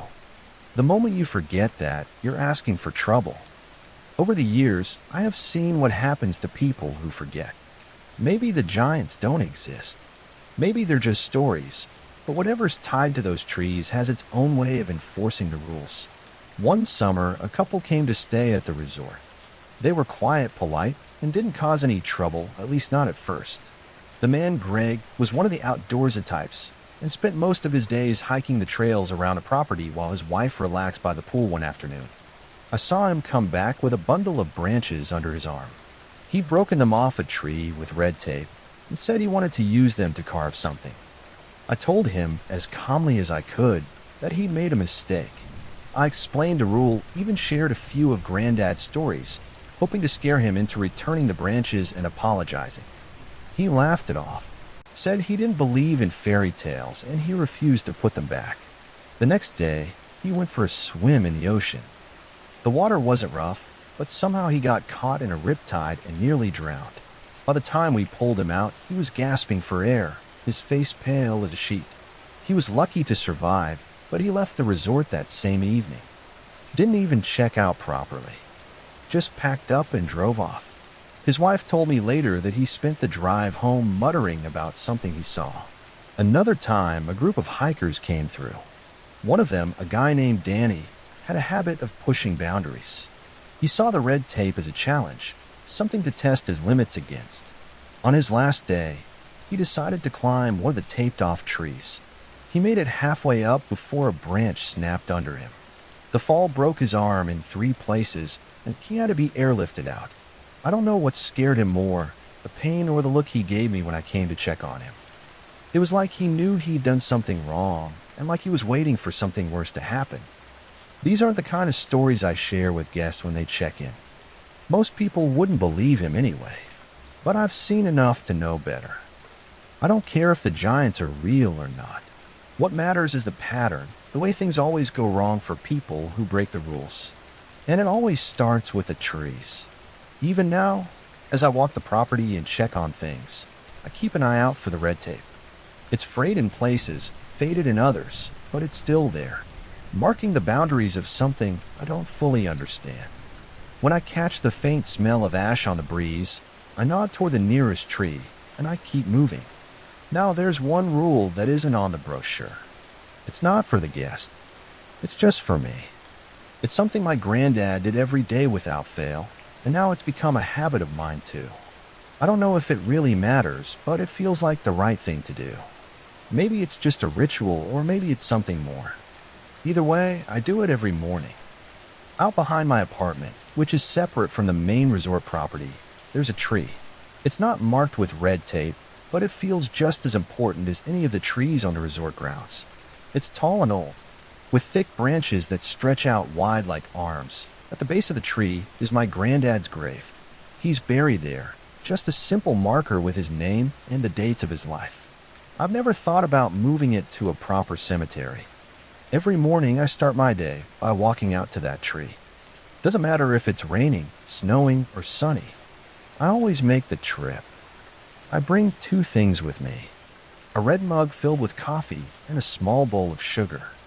The mug has to be red. That's part of the rule. I don't know why, but Granddad always used a red mug. I'm not about to change it now. The sugar goes into a little white bowl, plain and unassuming. I set the mug and the bowl down at the base of the tree, just next to Granddad's marker. Then I sit cross-legged on the ground, and I take a few minutes to think. Sometimes I pray, though I'm not particularly religious. Mostly, I just let my mind wander. It's quiet out there, away from the resort, and the only sound are the birds and the wind rustling through the branches.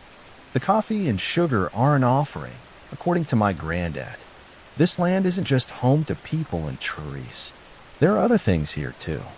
Dwarves, goblins, trolls. He told me stories about them when I was little, sitting by the fire with a cup of tea in his hands. He said they weren't bad, just mischievous.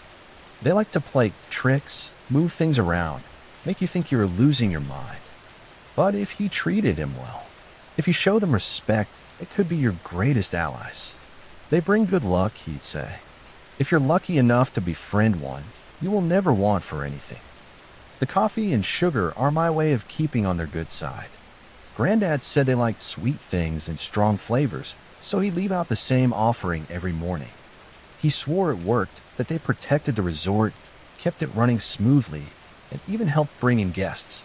I'm not sure if I believe any of that, but I can't deny one strange fact. Every morning, without fail, the red mug is empty and the sugar is gone from the bowl. There's never a trace left behind. No coffee spilled on the ground, no sugar scattered in the dirt. Just an empty mug and a clean bowl. The first few times I noticed it, I thought maybe it was animals, raccoons, squirrels, something like that. But I've never seen so much as a paw print near a tree. It's always clean, like someone or something takes care to leave no evidence behind. I refill the mug and bowl every morning without fail. It's part of my routine now. As natural as brushing my teeth and making breakfast, after placing the offerings at the base of the tree, I take a seat on the ground and pull out my pocket knife, a gift from Granddad when I was 10. The wooden handle is worn, smooth, familiar in my hand. I use it to carve small shapes from scraps of wood, a bird, a flower, just simple patterns. The steady movement of the blade calms me, helps me think. Running a resort, it's not easy, and I need those moments of peace to keep me grounded.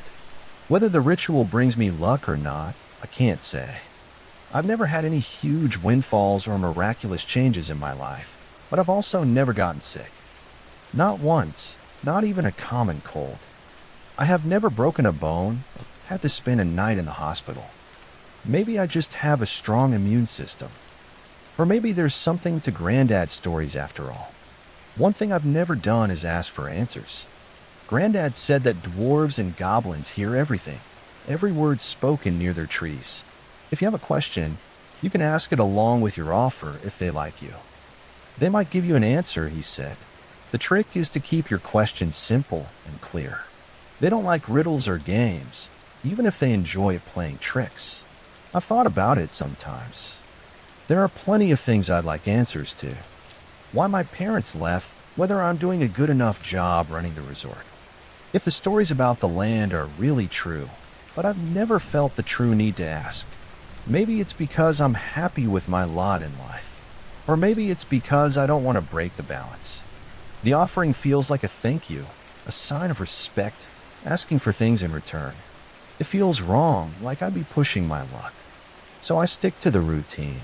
Coffee in a red mug, sugar in a bowl, a few quiet minutes under the tree. It's a small thing, but it feels like a connection to Granddad, to the land, to whatever it is that keeps this place running. And if the mug keeps coming back empty and the sugar keeps disappearing, well, who am I to question it? This morning was no different. I poured the coffee, scooped the sugar, and carried them out to the tree. The air was cool, and the ground was damp from last night's rain. I set the offerings down, sat by the tree, and let my thoughts drift. The resort's busy this week, with the college kids and a few families here for spring break. I've got a lot to do. Paperwork, maintenance checks, making sure the kitchen staff is ready for dinner service. But for now, I just sit and listen to the world wake up around me. When I'm done, I stand, stretch, and I pick up the empty mug and bowl from the day before. They're always waiting for me, exactly where I left them, clean and ready for the next offering. As I head back to the apartment to get ready for the day, I glance over my shoulder at the tree. Thanks, I say softly, more out of habit than anything else. I don't expect a response. I never do. The next rule. It's different. It's not one I can fully explain. And to be honest, it's one I don't think I'll ever completely understand. But it's simple enough. Always say hi to the lady in the red coat. She's a part of this place as much as the trees or the cliffs or the sound of the ocean at night. Nobody knows her name or where she comes from. She's just there sometimes. She's in the elevator that leads to the basement car park. The car park itself. It's huge, way bigger than a resort this size needs. It stretches out beneath the property like a labyrinth, with flickering lights and far too many corners. It's not a place people like to spend much time, and I can't blame them. The lady in the red coat doesn't show up every day. She's not a regular occurrence. She'll be standing in the elevator when you get in, or she'll step in as it's on its way down. She always wears the same thing. A bright red coat that reaches just below her knees, her bare feet damp, leaving faint wet footprints on the elevator floor. And she always knows your name. That's the part that throws people off. The most people freeze up when it happens, but the rule is clear. You're supposed to say hello back. Be polite, say good evening or good afternoon, or whatever fits the time of day. Then, when the elevator doors open, go find your car and leave. Don't ask her who she is. Don't act like her, knowing your name is strange in whatever you do. Don't be rude. Most guests follow the rule. The ones who don't, well, that's where things get tricky. If you ignore her, refuse to respond, or get upset, the car park becomes different. The exit disappears. The elevator doors vanish too. You're stuck, wandering through endless rows of parked cars, searching for a way out that isn't there. It's always the same story. Someone comes back to the lobby, looking pale and exhausted, claiming they've been in the car park for days. Their clothes are often disheveled, and they're holding their shoes like they've been running. They always start with the same question. Why didn't you tell me about the car park? I tell everyone it's in the brochure plain as day. The rules are on the last page, and I make sure to mention them when people check in. But the type of person who ignores the lady in the red coat is the type of person who doesn't take rules seriously. The thing is, there's a way out if you get stuck down there. It's weird, but it works if you turn your clothes inside out. Shirt, pants, jacket, whatever you're wearing, and then walk around the nearest bend in the car park. The exit should reappear. So should the elevator doors. I don't know why it works. It just does. It's not fun seeing guests come out of the elevators after an experience like that. They're usually panicked, sweating, and asking 100 questions at once. Some of them swear they were in the car park for days. Even though only a few minutes have passed up here, others won't talk about what they saw down there. They just grab their keys and they drive away as fast as they can, sometimes cutting their stay short. I can't say for sure who or what the lady in the red coat is. She's not a guest. That much is obvious, and no one on staff has ever seen her outside the elevator. She doesn't show up on the security cameras either. It's like she only exists in that space, traveling up and down between the lobby and the car park. There is a story, though, a legend about a woman in red who drowned in the part of the ocean that this resort was built over. It's an old story passed down through the locals who lived here before the resort was built. They say she was a fisherwoman. Working alone on a small boat, one day a storm came out of nowhere, capsizing her boat and dragging her under. Her body was never found, but her red coat washed ashore, torn and waterlogged, and some say she's still searching for her boat. I don't know if the two are connected. The lady in the elevator and the legend of the woman in red could be a coincidence, but this is the kind of place where coincidences don't feel accidental. Granddad always said there's a story behind everything here, even if we don't know what it is. The last time I saw someone break the rule, it was a businessman in a hurry. Nice enough guy, but he was always rushing. Always on the phone, always treating the staff like they were in his way. When I gave him the brochure, I could tell he barely glanced at it. That evening, as I was finishing up some paperwork in the lobby, he stormed back in through the front doors. His tie was loosened, his shirt untucked, and he looked furious. What the hell kind of place are you running here? He demanded. I asked him what happened, and he told me he'd been stuck in the car park for a week. He claimed the elevator doors disappeared, and every time he thought he found the exit, it was just another dead end. He said his phone wouldn't work, and he'd finally resorted to turning his clothes inside out like the back of the brochure said. Took him long enough. I asked him if he'd seen the lady in the red coat. His face went pale, and he nodded. She said my name. I didn't even tell him my name. Did you say hi back? He didn't answer, and that was enough for me. I reminded him to follow the rules. He didn't respond to that either, and he left the next morning without saying goodbye. Things rarely get violent around here. Unsettling, strange, eerie. Yeah, sure, that's normal for this place. But violence, that's something else entirely. And yet, when it happens, it always comes back to one rule. Probably the most important rule of all of them. Never take anything that doesn't belong to you. This land isn't ours. Never has been. We borrowed it. And everything on it, the sand, the shells, the rocks, even the branches, it belongs to something older. If you take something, you have to give something back. That's the way it's always been. And when people forget, bad things happen. I was in the office going over some invoices. When the lobby doors slammed open, the sound made me jump. And I looked up to see the spring breakers from earlier. Only this time they weren't laughing or joking. They were panicking, their faces pale, their clothes soaked with seawater and smeared with sand. "He's missing a finger," one of them said. I kept my voice steady. "All right, what happened?" They all started talking at once, pointing to their friend, to the beach, to the blood on his hand. I raised a hand to silence him, and then I looked at the leader. He was pale, sweating, and holding his hand tied to his chest, the stump of his finger wrapped in a torn piece of cloth. "What happened?" I repeated. "It bit me," he stammered. "Something in the water grabbed me. It bit my finger off." I didn't need to ask what he meant by it. I've heard this story before. I've seen this kind of panic before. Coral Cove is home to what my granddad called mere people, but not the kind you see in movies. They aren't beautiful, and they don't sit on rocks singing love songs. If anything, they're the opposite. Their voices, though. Their voices are something else. Sweet and haunting, they can call you in without you even realizing it. But they are violent, territorial, and jealous, with little patience for humans who don't respect their space, Granddad said. They've been here longer than anyone can remember, living in the water and using the caves at low tide as their homes. They don't like trespassers, and they especially don't like thieves. They don't care that you're human. They don't care that you don't know the rules. To them, taking from their home, it's the ultimate insult, and they respond in kind. I've seen enough over the years to believe it. People who mess with Coral Cove always pay a price, whether they realize it or not. Sometimes it's small, a lost wallet or a broken phone. Other times it's worse. Much worse. "What did you take?" I asked. He froze, his eyes wide and darting around the room as if looking for an escape. His friends looked at each other, confused and scared.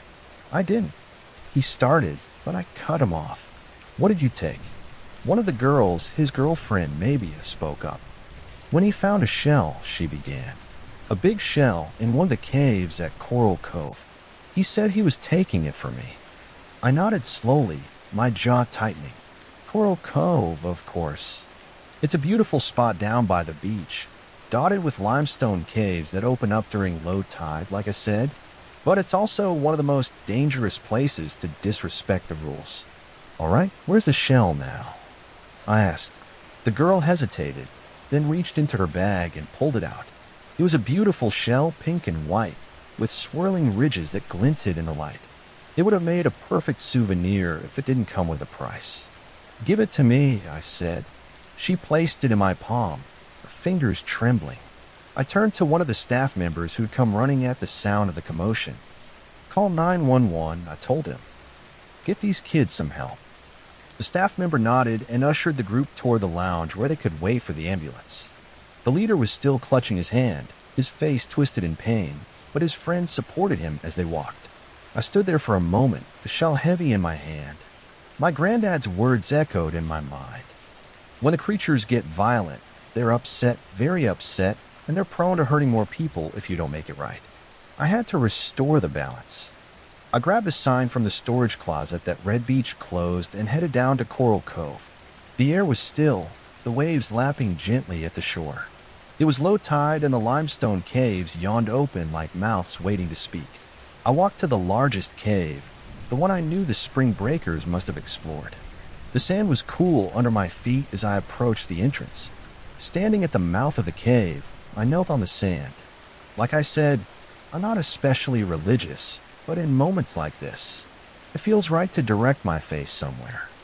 I made the sign of the cross, just as Granddaddy used to, and I bowed my head. "I'm sorry," I said, my voice low but firm. "This land doesn't belong to us. It's yours. We're just borrowing it. I'm here to return what was taken." I placed the shell on the sand in front of me. its smooth surface gleaming in the dim light of the cave. The air felt heavy, like the space was holding its breath. Please, I continued, spare the boy. Humans, they don't know any better these days. They've forgotten the old ways. I'm sorry for what happened, and I'm asking for your forgiveness.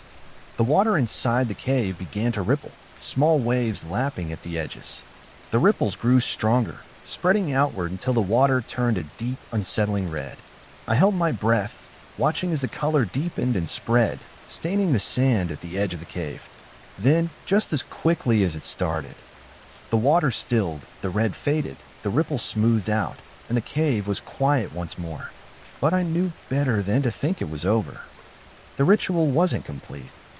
Returning the shell might have calmed things for the moment, but it wasn't enough to truly appease the creatures. Granddad's teachings were clear when the Mere people were upset enough to lash out. It took more than a simple apology to restore balance. I left the shell in the cave and I walked back to the resort. On the way, I grabbed a sign from storage and headed back to the beach to close it off. I hammered the sign into the sand where the path met the shore. Beach closed. No entry. For the next 3 days, I kept everyone off the beach. I didn't explain why, and most people didn't ask. The spring breakers were too shaken to press the issue. Another guest respected the sign. They gave me the time I needed to make things right. Granddad had told me the way to appease the Mere people when they were truly angered. It wasn't just about returning what was taken. That was only the first step.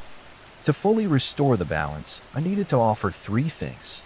Something sweet, something old, and something personal. Only then would the violence stop. The first day, I brought a bowl of honey to the cave. I poured it onto the sand at the water's edge, watching as the golden liquid glistened in the light. It felt strange, leaving such a simple thing as an offering, but Granddad had always said they loved sweetness. The honey soaked into the sand, and the water remained still. The second day, I went into the storage room of the resort, and I found an old silver bracelet that had belonged to my grandmother. It was tarnished and worn, but was beautiful in its way, with a delicate floral pattern etched along the band. I didn't want to part with it, but Granddad's instructions were clear. Something old meant something meaningful. I placed it in the same spot as the honey, watching as the waves lapped at the edges of the cave. The final day was the hardest, something personal. I thought about what that could mean, what I could give that truly mattered in the end. I decided on the pocket knife my granddad had given me when I was 10. It wasn't anything fancy, just a small blade with a wooden handle that had been smoothed down by years of use. But it meant everything to me. I carried it with me every day since he passed, and it was the only thing I felt truly connected me to him. I knelt in the sand, holding the knife tightly before placing it at the water's edge. I bowed my head and spoke softly, apologizing again for the disrespect and asking for forgiveness. Then I stepped back and waited. The water rippled faintly, the waves carrying the knife further into the cave until it disappeared. The cave was silent once more, and I felt a weight lift from me. I didn't know if the offerings had worked, but the beach felt calm. I turned and walked back to the resort, leaving the cave and its secrets behind. Life at the resort went back to normal soon enough. The beach reopened after 3 days, the water as calm and clear as it ever was. No more incidents occurred, and the spring breakers checked out quietly once their leader was patched up. I covered their hospital bills. It wasn't their fault. They didn't know better, at least not entirely. I still wish they'd taken the rules seriously from the start, but wishing doesn't change anything. The resort always has its ups and downs, but after what happened, I started taking my job even more seriously. I'd always been responsible enough. Granddad raised me to be, but now I treated the role with more care. I didn't just enforce the rules. I made sure I understood why they mattered. There's a balance to this place, something delicate but deeply rooted, and I know it's my job to protect it. The rituals became a bigger part of my life, not just something I did out of habit, but something I valued. Every morning, I went to the tree behind my apartment, set the coffee and sugar down, and carved my little shapes. Some mornings I prayed. Other mornings I just let the silence settle around me. It wasn't about whether the rituals brought luck or protection. though part of me still believes they do. It was about the connection they gave me to this land, to Granddad, and to the responsibilities he passed down to me. There's a strange kind of pride in it. This place is mine now, but I know it's not mine alone. The land has been here long before me, and will be here long after I'm gone. I'm just borrowing it, just passing through like everyone else. But while I'm here, I'll take care of it. I respect it. Of course, things continue as they always do. The sugar's gone every morning, and the coffee cup is always empty. Guests come and go, and some of them listen to the rules while others brush them off. I do what I can to warn them, to make them understand. But not everyone takes the hint. And when someone ignores the rules, there are always consequences. Hey, I'm Steve and I help write this story, and it is part of a much bigger world we're building. I just want to say thank you for all the encouragement. It's been really fun to be writing again. I don't like him, Liam says, staring a hole into the ground. Mr. Gallows hurt my sister, and he tried to hurt me too. The kid's young, younger than most subjects I've dealt with. He's witnessed an event, and not just any event, a serious one. It's something that could have massive implications. My bosses are calling it a situation. And they're telling me that I need to get his story, and I need to get it quickly, because people's lives are on the line. I'm an interviewer for an organization known as The Facility. I specialize in working with juveniles who have crossed paths with the supernatural. Liam Hainsworth is one such kid. He's just shy of 12 years old, but he looks worn down. His eyes are framed with heavy bags, and his skin is tight to his cheekbones. He's also missing at least 3 of his teeth. How did he hurt your sister? I ask. The room we're in is brightly lit with cartoon animals nailed to the walls and faded imprints of Looney Tunes on the carpet. It's designed to calm kids down. He pulled out her teeth. I write down his words on my clipboard. As I do, I record details about Liam, his expression, his tone of voice. It's all important in some way or another. All of it swims together to build a picture of whether what he's saying is true or false. Sometimes it's both, and the minutiae helps determine where reality ends and the lies begin. Why did he do it? I ask. Liam shrugs, rubbing his arm. It's an expression of discomfort, of nervousness. He's not sure he should be talking so much. He's not sure it's safe to say. You want to know why he pulled out her teeth? That's right. I already know Liam's sister is dead. She's been dead for several months, so it seems strange that he would fixate on the monster pulling out her teeth as opposed to the murder. Do you know why? He shakes his head. There's something there, though. In his eyes, there's something that says he isn't telling me the full story, so I press him. Does he ever talk to you, Liam? This Mr. Gallows. He nods. He still won't look at me, but that's okay. Kids are nervous at the best of times. After what he's been through, I wouldn't be surprised if he doesn't look another person in the eye for years. What does he say when he speaks to you? Liam opens his mouth. His lips are pale, and they tremble. He tells me I can't talk about him. It's okay. I say I'm one of the good guys. I pull out my badge with a howling wolf inlaid in gold, and I show it to him. See, I'm like a police officer, except for kids dealing with scary things. I can make that stuff go away. It's a line I've used 100 times before. I'm not sure it's ever worked. I'm not a kid, Liam says, folding his arms. I'm almost 12, and I don't think anybody can make him go away. Liam's smart for his age, top of his class. According to my preliminary research and the discussion I had with his father, he's never felt at home around other children. They bore him, his father said. What if I can make Mr. Gallows go away, though? I lean back in my chair, and its legs creak under my weight. Don't you think that's worth a shot? There's a moment of silence between us, and I let it stretch into eons. Time works differently for kids. It feels longer, more tiresome, and soon enough, it stretches on long enough that it wears on Liam too. I guess so, he says at length.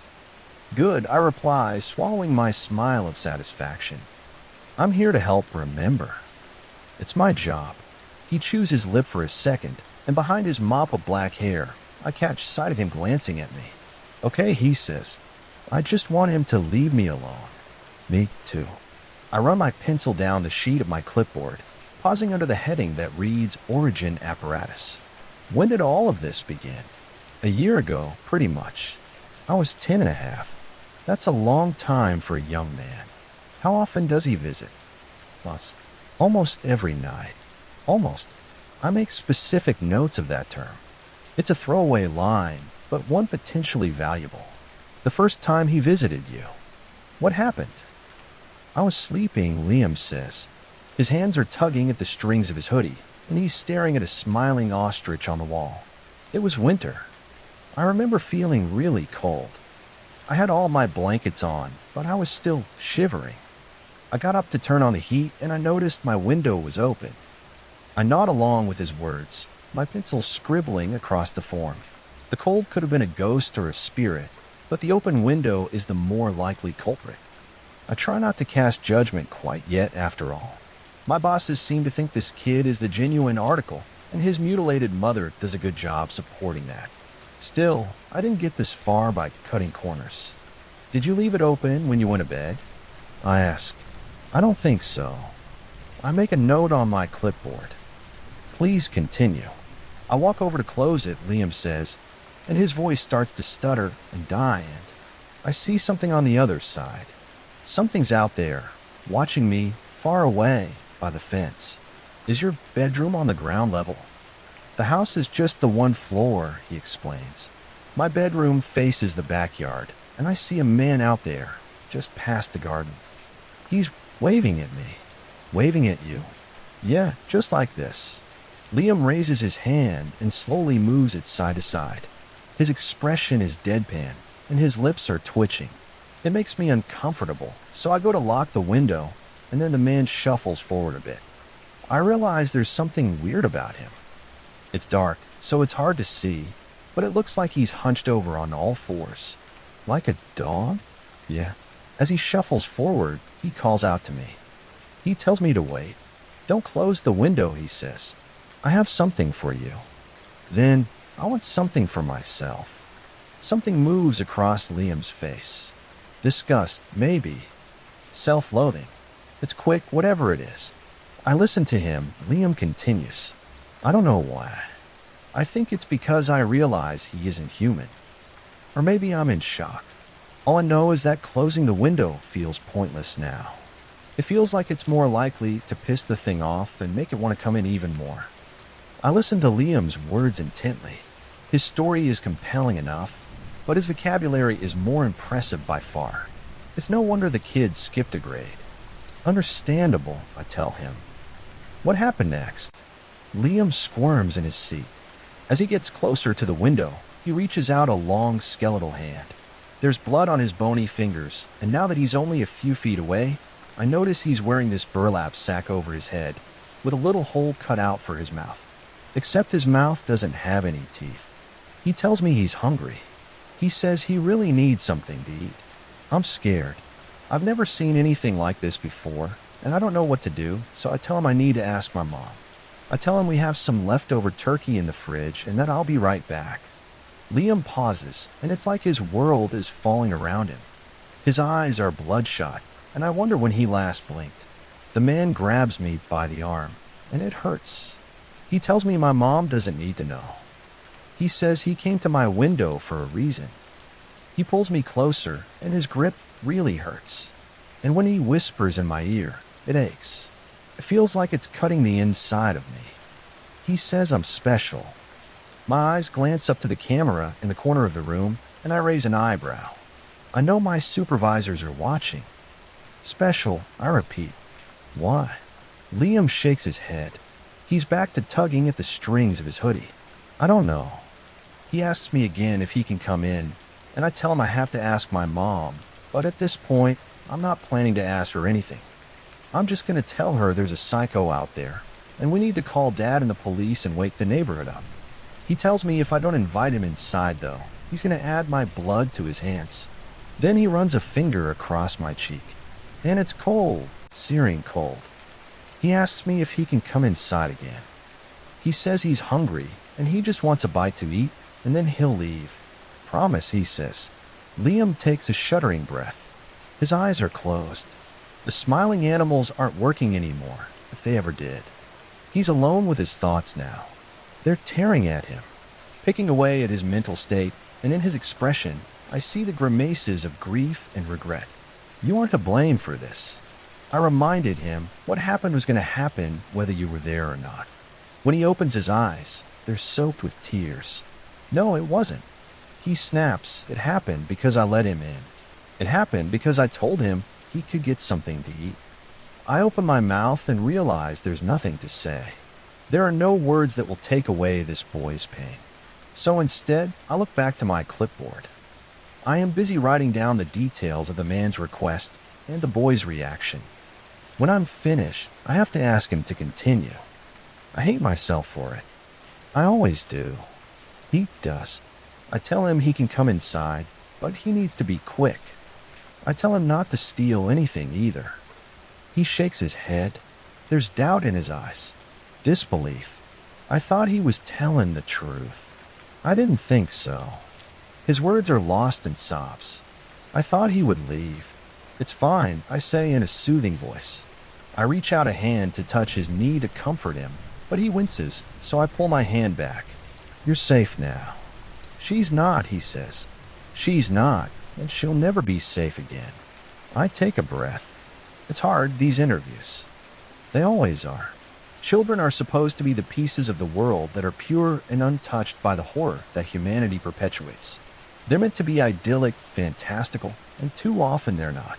I'm sorry to interrupt, I say. Go on. Liam's sobs taper off into a frown and then a snarl. Rage replaces despair. That's when he told me his name, Mr. Gallows. He tipped his top hat to me and said, "Nice to meet you," and then he crawled up through the window. Liam reaches up a hand, wiping away the evidence of tears. It was gross looking. His bones were snapping and twisting as he hunched over, lurching through the opening. The window's not that big, maybe large enough for me to fit through, or another 12-year-old, but not a full-grown man. And Mr. Gallows was much bigger than anybody I'd ever seen. Mr. Gallows, I mutter, staring at the name on the sheet. It's not an entity I'm familiar with. My preliminary research didn't come up with any leads either, whoever this legend was in life. He certainly didn't make much of a name for himself. Once more, I raise an eyebrow to the cameras and my supervisors watching from the other room. I wonder why this event is so important to them. How tall was he? I ask. Tall enough that even on all fours, his back scraped along the ceiling.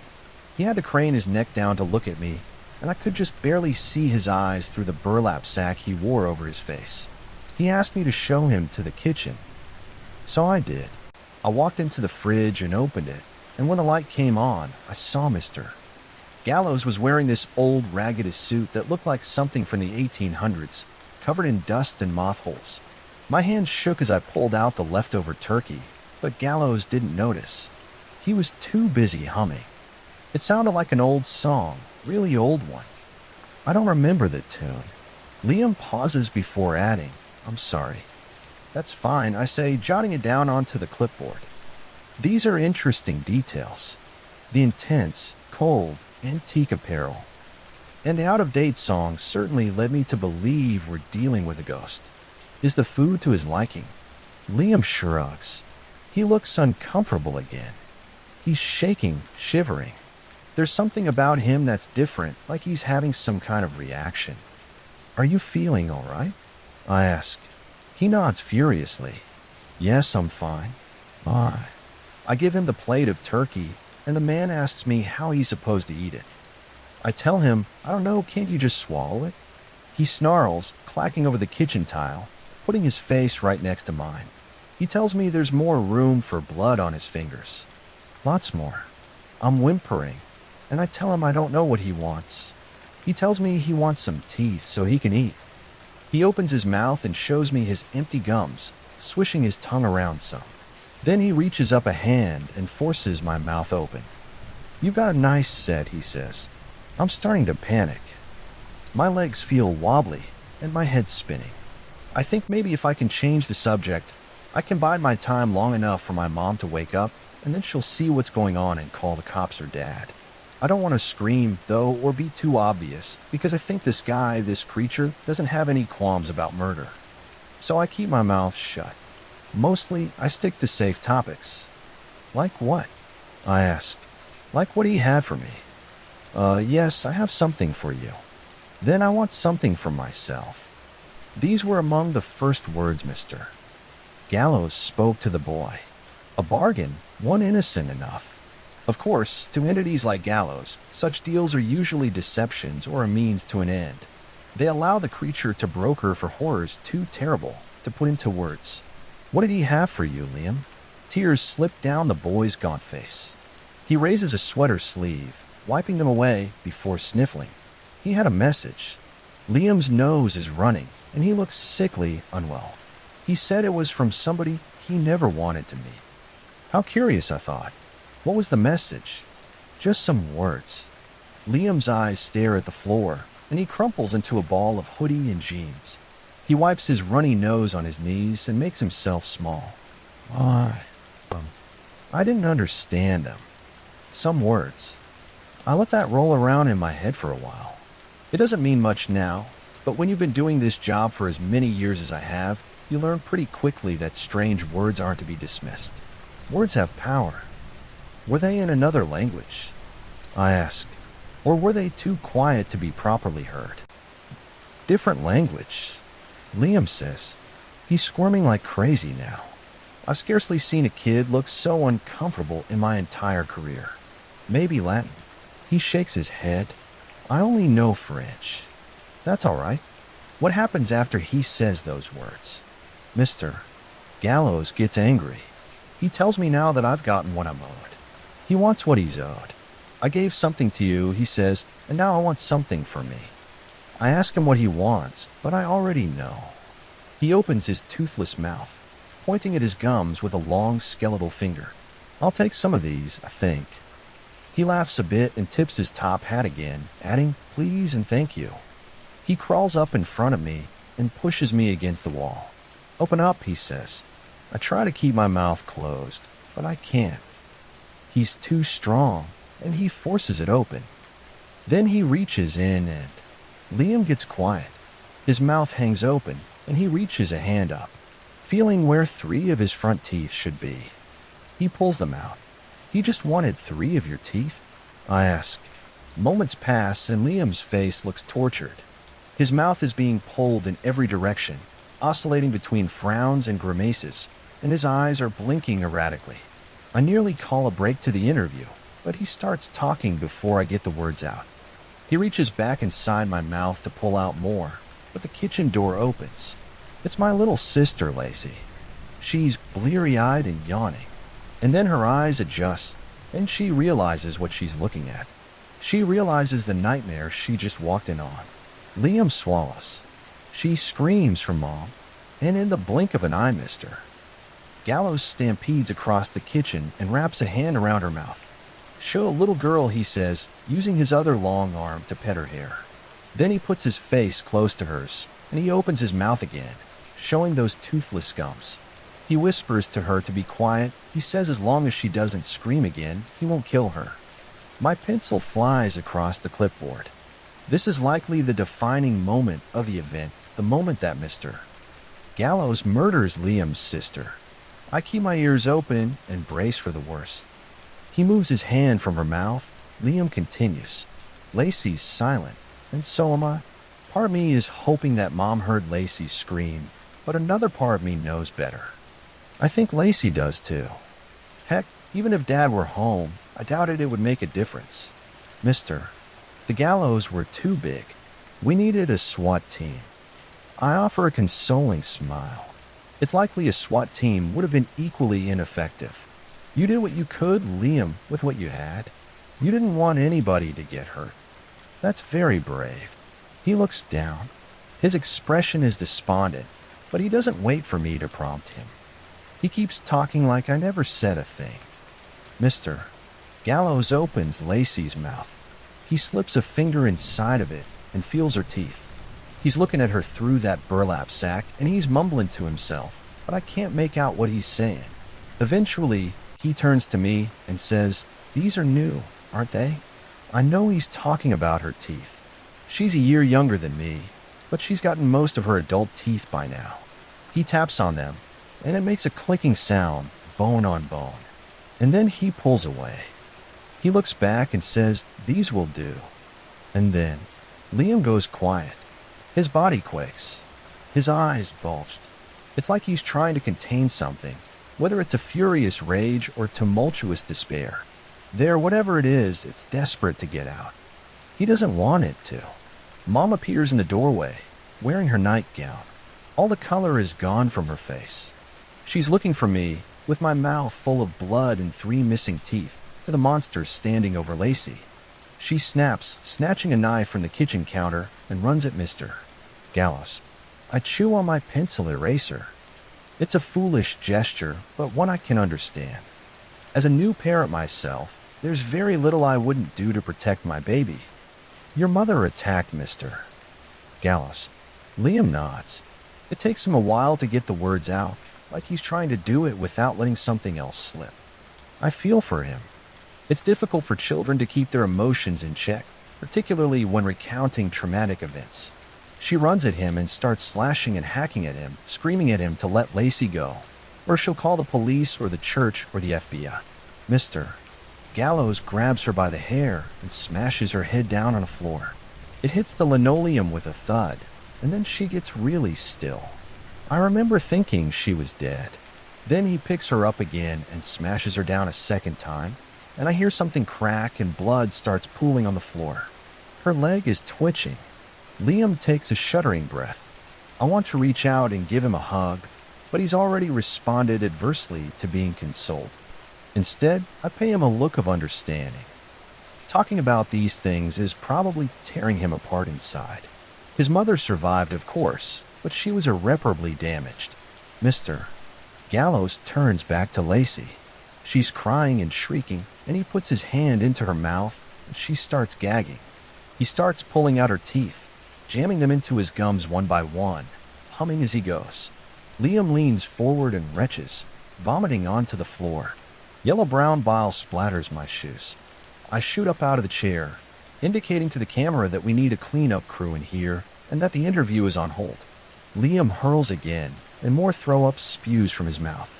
I crouch next to him, placing a hand on his back. It's okay. It's okay. You're safe. I say the words, but I don't know what they're supposed to do. How do you make a kid feel better after witnessing his mom's skull split open on the kitchen floor? How does anything make that go away? I whisper affirmations into his ear for what feels like hours, but must have only been minutes. It's not your fault, I say. You're a good person. A knock on the door interrupts me. I rise, unsure why anybody would be knocking. All employees with access should already have a key card granting them entry. Hello? I called out. Cleanup crew? A muffled voice calls back through the thick steel. Can you let us in? I frown, looking from Liam to the door. I move toward the video communicator on the wall, activating it and seeing 2 janitorial staff on the other side. One of them holds up a mop in exasperation, while the other flashes her ID. Our key card isn't working, she says. Can you open it on your end? Something about the situation unnerves me, but I shake it off. We're in a secured government compound. Facility agents are swarming the premises. We're as safe as can be, so I disengage the manual lock. The door won't budge. I try again, repeating the process, making sure I did it correctly. Still nothing. I press the communicator. Sorry, I say. It looks like this room's malfunctioning. Can we get a tech team down here to look at it? I can't open it manually. They grumble and turn away, leaving their mop and bucket behind them. I look back to Liam. The smell of fresh vomit is thick in the air, but my focus is singular on him. And on him alone, he said, Mr. Gallows had visited him almost every night for the past year. That had only been the first day, Liam, I say in a small voice. He's sitting in a chair, head in his hands, weeping with bits of puke still dripping from his chin. I take a step forward. If Mr. Gallows gave you his message and then got his teeth, why did he keep coming back? Liam looks up, and his eyes are murky, clouded. He wanted to say sorry. He lifts a sleeve to his mouth, wiping some of the bile off his face. He kept apologizing. "I'm so sorry, kid," he'd say. "I didn't know." "Sorry for what?" I asked. "Killing your sister?" A howl envelopes the room, and Liam breaks into quaking sobs. The lights in the room flicker. There's a clatter to the right of me, and I look down and see toy building blocks shifting across the floor. On the wall, the cartoon animals aren't smiling anymore. They're slowly melting away. Liam's face is ugly now, and he's crying as hard as I've ever seen. He didn't know who I was. He chokes out. He thought I was just another kid. My heart races as steam hisses from Liam's eyes, and I realize the tears are evaporating even as they form, dying in the smoldering blaze of his pupils. A wind picks up in the room, tearing the posters from the walls and casting toys into a tornado of color. Hands behind me. I stumble backward and try the door again. It won't budge. I'm trapped. My eyes drift up to the camera on the ceiling, but the red recording light is off. I'm alone. It's just me now. I take a breath, inhaling the fumes of vomit and sulfur, and I wonder if death is going to be half so bad as all these monsters make it seem. "Who are you?" I ask, and I'm unable to keep the terror from my voice. "Are you Mr. Gallows?" Perhaps the kid is possessed. I've seen it before. No. Liam whimpers. "I'm a bad person, though. I'm an awful person. Why did Mr. Gallows?" I'm almost shouting now, as the tempest rocks the entire room. Why did he feel the need to keep apologizing? Learning blocks and toy trucks ricochet off the wall, narrowly missing my face. He was scared. Liam bawls. He was scared I would hurt him if he didn't. Why? The gale stops. The toys fall with a clatter, and the animals on the wall aren't melting anymore. They're beaming with the same fake smiles they've always had. My breath heaves in my chest, my legs quiver, and my hair is a mess. But I'm alive. I'm okay. Liam sits quietly in his plastic chair. He's staring at Bugs Bunny on the carpet. His small hands are clenched into fists, and whatever fire once burned his eyes is now extinguished. He's just a boy again, the broken, trembling boy I promised I would save. I'm no longer sure I can. "Liam?" I say, taking a nervous step forward. "Is it okay if we talk?" He doesn't say anything, but he nods. "Why was Mr. Gallows afraid of you?" I do my best to maintain a calm tone, but my voice is all over the place. I can barely keep myself from stuttering. Did it have something to do with what just happened? Silence. He's whimpering again, and his hands are tugging at the strings of his hoodie, like his life depends on it. Tears litter the carpet around him. "I'm sorry," he says. "I didn't mean to." "It's okay," I say, moving closer to him. My legs feel like jello, and my mind is still untangling itself from what it just witnessed. "I can tell you're a good person, Liam." Liam turns to me, and there's fear in his features. He closes his eyes, clenches them shut, and he winces in pain. "It's hard," he says. "It gets harder every day." I take a few more steps forward, and I'm back to my chair. I sit down in it, brushing hair from my face and taking a deep breath. My eyes snap up to the camera. It's recording again, and I know they're watching. I wonder if they witnessed the scene that just unfolded. They probably already knew I decided. They were expecting it. "Liam," I say in a careful tone, "why was Mr. Gallows afraid of you?" His blue eyes appear, one blink at a time. He looks small in his chair, and when he speaks, his words are faint. I barely hear them. He's afraid I'm here to kill him. A smile plays at the corner of his lips, and he grips his face with both hands. Agony fills his eyes, and his next words leave a mark that no response can fill. They crash around me like a carpet bomb. I'm afraid I'm here to kill all of us. Once more, my eyes dart up to the camera. Is this what my supervisors were after? Is this the real event? Am I the one experiencing it? What makes you think that? I say, and my words are clipped, breathless. Fear has wormed its way into me.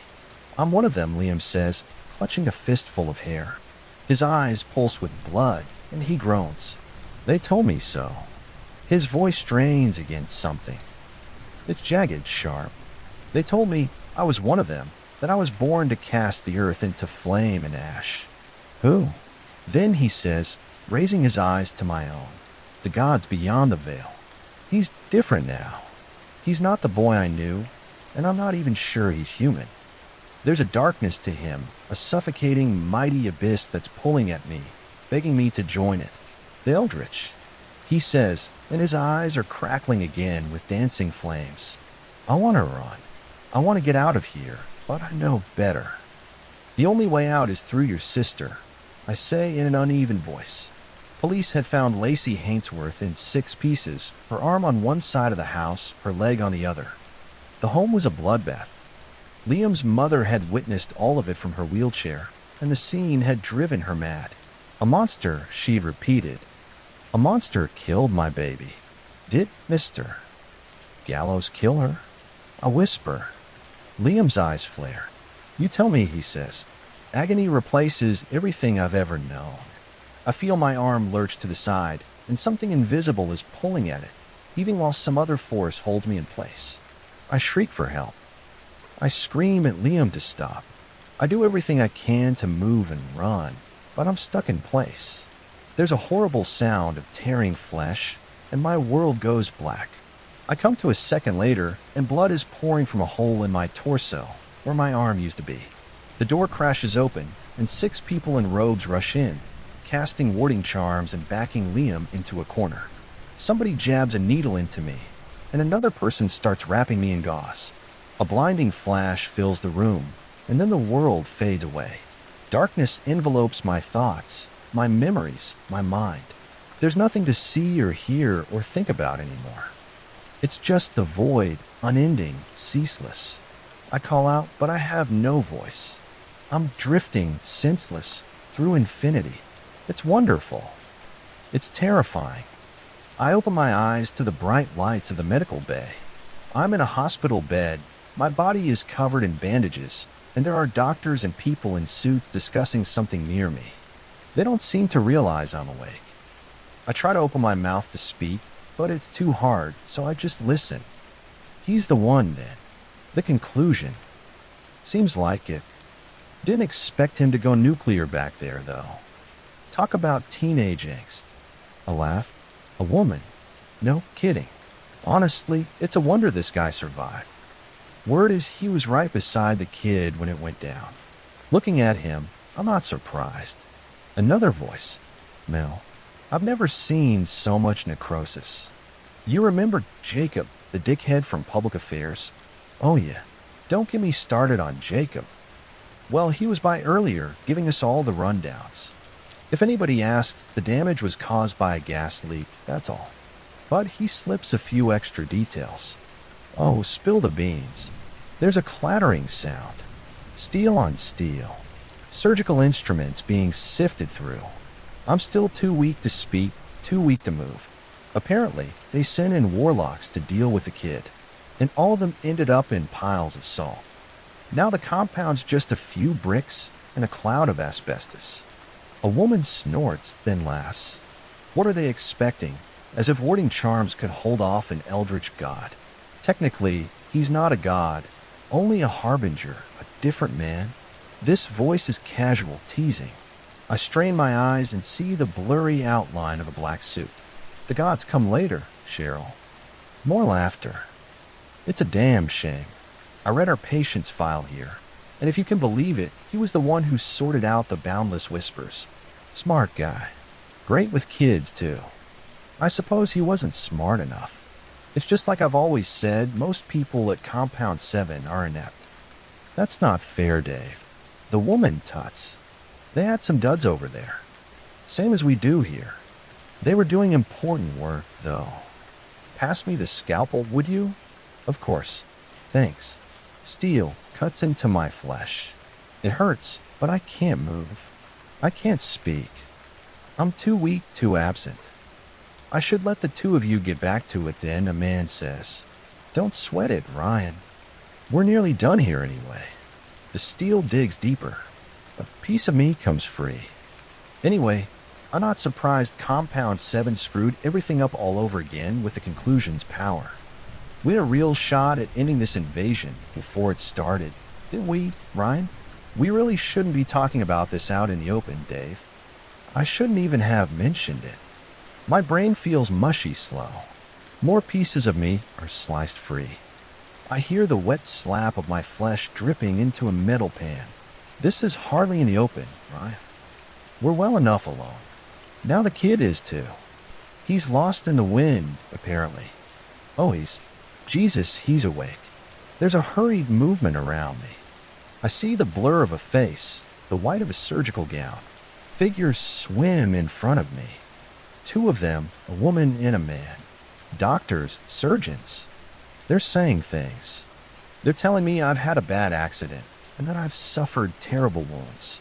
They're telling me they're going to give me some more morphine so that I can sleep. I try to tell them no. I try to tell them I want to know what's going on. My world goes dark. The next time I wake up, I'm alone.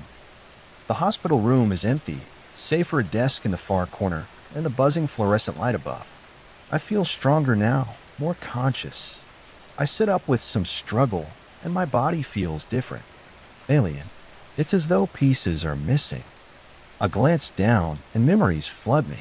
My arm is missing. It feels like my legs are gone, too. I wiggle and squirm, using my other arm to prop me up into a seated position. Weak-eyed, I look around for my belongings from my phone. It's there on my bedside table. I reach for it. It's too far.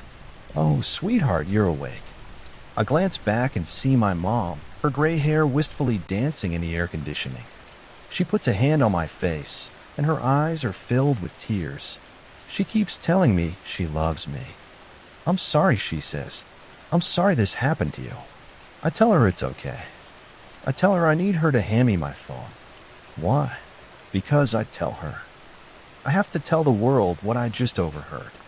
I need to dictate all of this before I forget it. She's confused, my mother.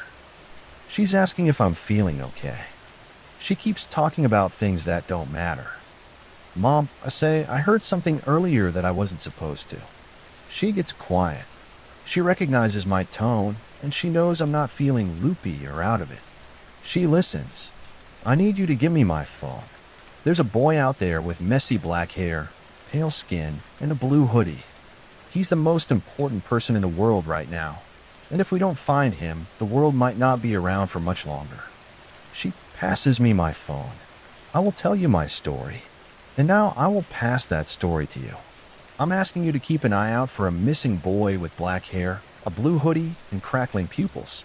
His skin is pale, and his body language is small and nervous. He might be upset. He might be agitated. If you don't see him, don't approach. Call the police. Contact me here. Tell an elected official you need to get in touch with the facility.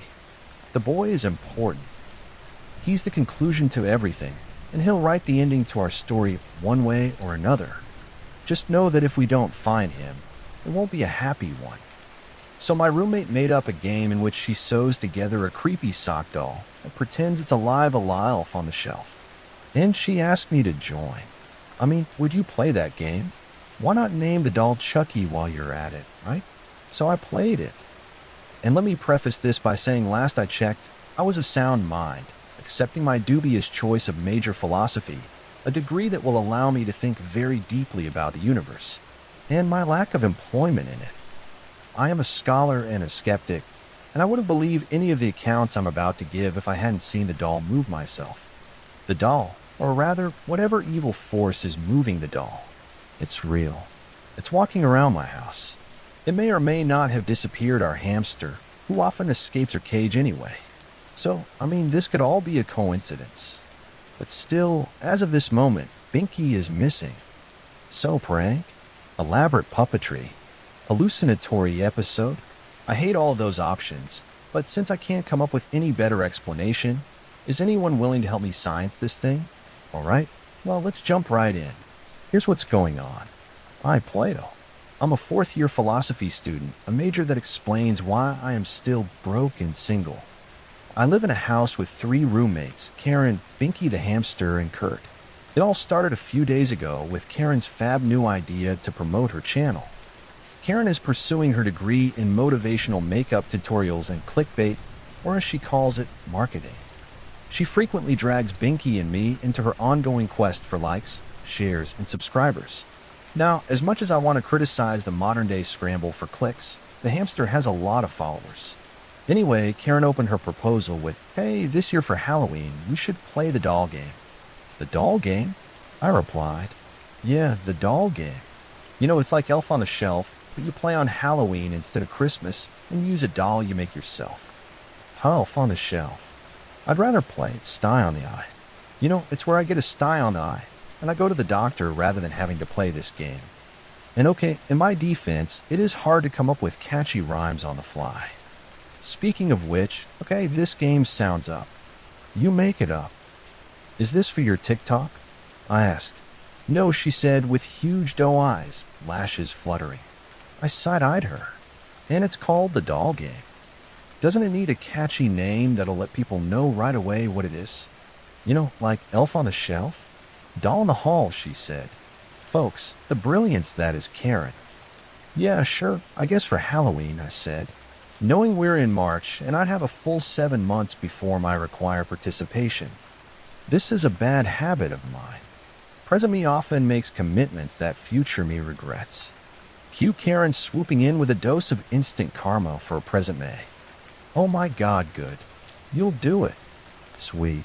You know, we don't have to wait for Halloween. We can try it now and see how things go and do it again if it's popular," she said, and I felt sort of tricked, but fine. We were playing with dolls in the hall. Not that our apartment even has a hall, really. So apparently this is a riff on some creepy game Karen found that went viral circa 2006 because it's a Japanese horror game. I mean, of course it is. This translates more or less to hide and seek alone, in which you make a doll, stuff it with rice and a bit of hair or fingernails. Yeah, the horror flavor text, because handmade dolls aren't creepy enough. And then put it in a bathtub, stab the doll with a sharp object, and tell it you're it. Then you go and hide, count to 10, and the doll comes searching for you. Now, if it catches you, it kills you with whatever implement you stab it with when. And you? Well, I guess you want a creepy doll, but you also lose because you spend hours making that doll whose only purpose is to kill you. And truly, do we blame the doll on this one? You created it, you brought it into this world, and then you stabbed it. You monster. Truly, a game where there are no winners, only sincere regrets. Fortunately, Karen's version is Doll in the Hall. It doesn't involve stabbing. Yeah, score 1 for lack of cruelty to dolls. Instead, in the days leading up to Halloween, you move the doll around, similar to the Elf on the Shelf. On Halloween, it comes to life for real when the spirits inhabit it. Nothing about this could go wrong, surely, right? But we were playing in March, so in Karen's words, it probably won't come to life. Right? Great. Now, my general reluctance to play had nothing to do with fears of the doll actually coming to life.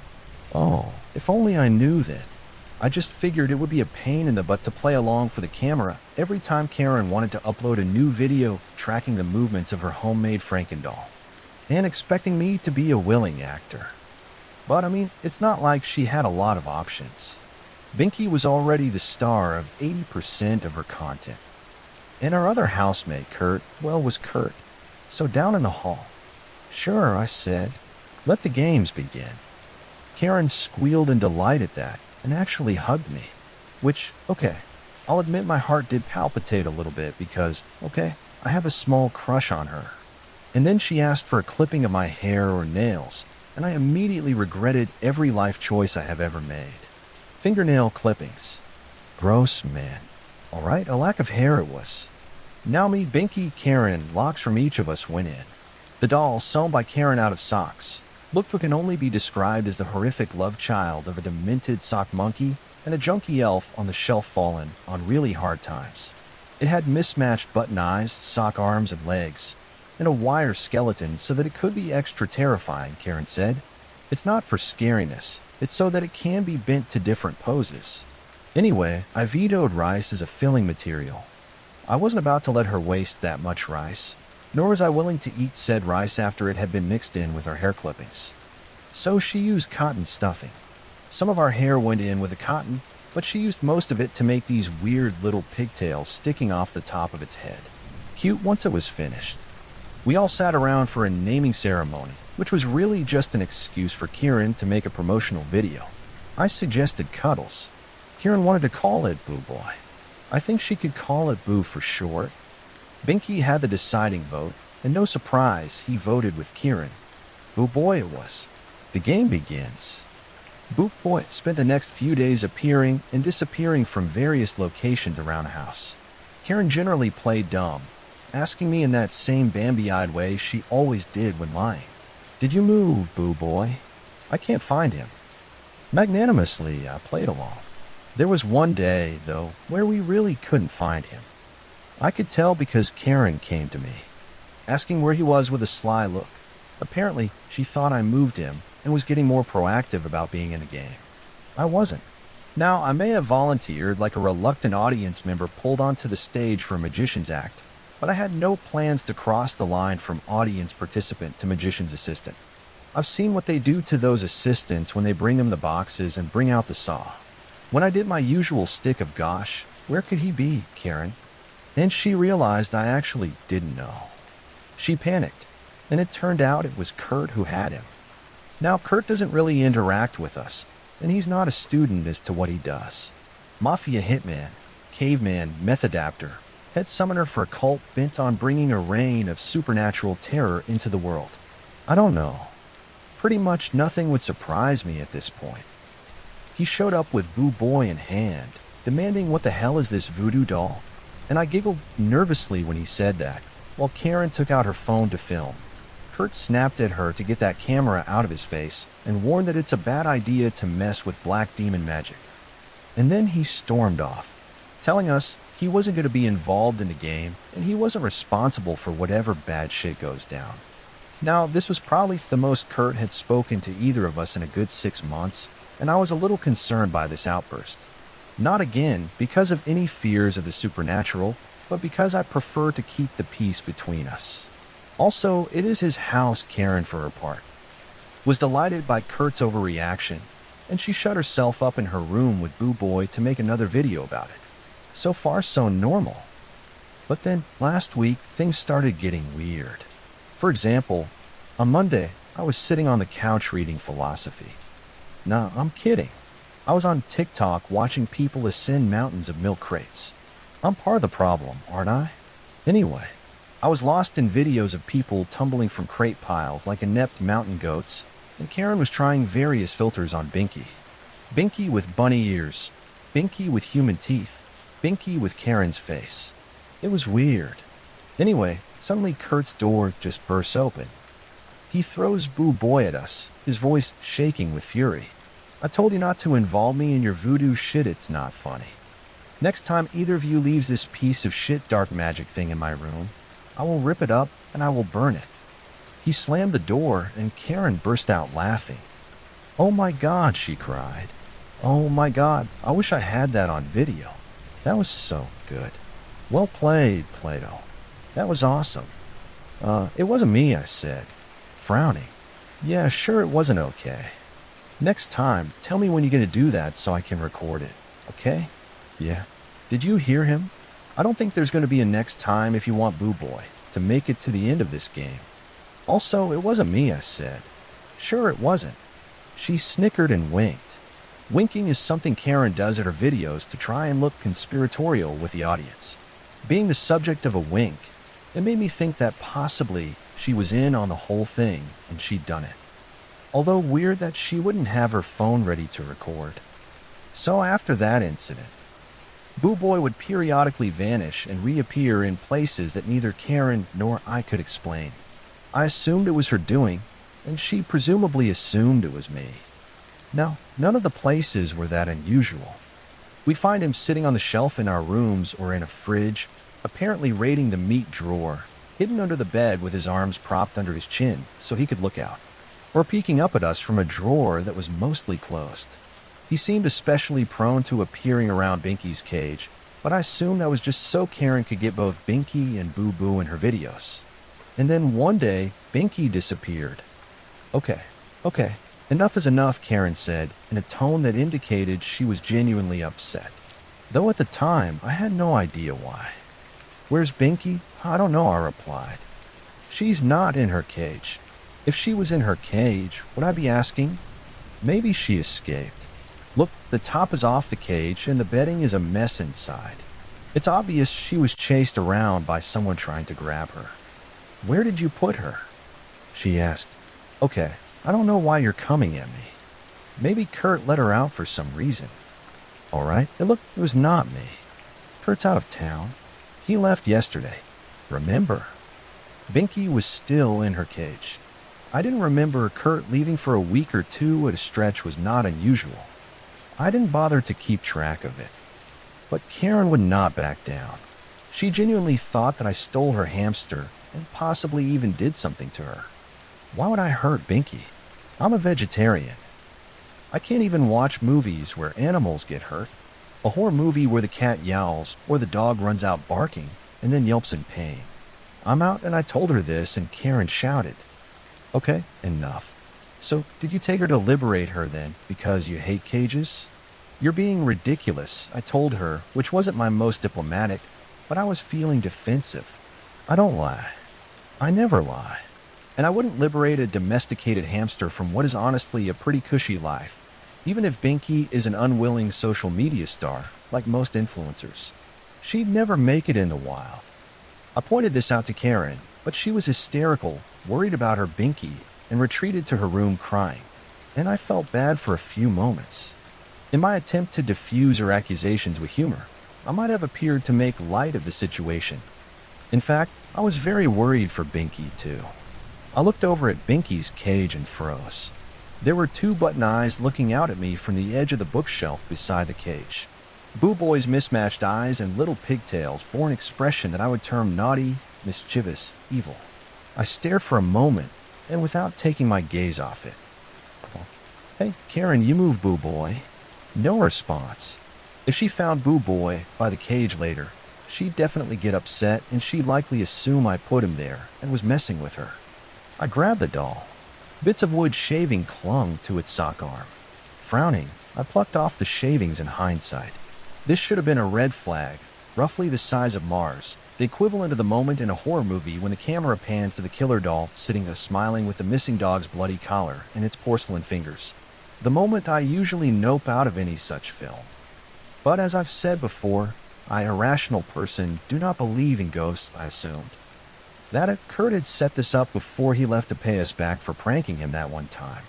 Or B, Karen had set it up all for herself and was now engaged in an elaborate dramatization, all in service of the gods of social media fame. And if it weren't for what happened later that night, I would still assume this to be the most plausible explanation. Anyway, I had decided I'd had enough of Boo Boy, and the best thing to do to end this before her game got way out of hand was to destroy it. First steps, I took Boo Boy into the kitchen and I snipped its arms off with scissors.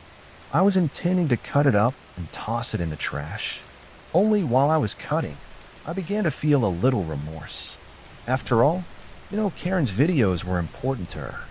She'd put a lot of time into this doll in the Haul series, and if I destroyed the doll now, well, she wouldn't finish.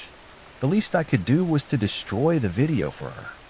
So while I considered her accusations about Binky to be wildly overstepping, I retracted my behavior.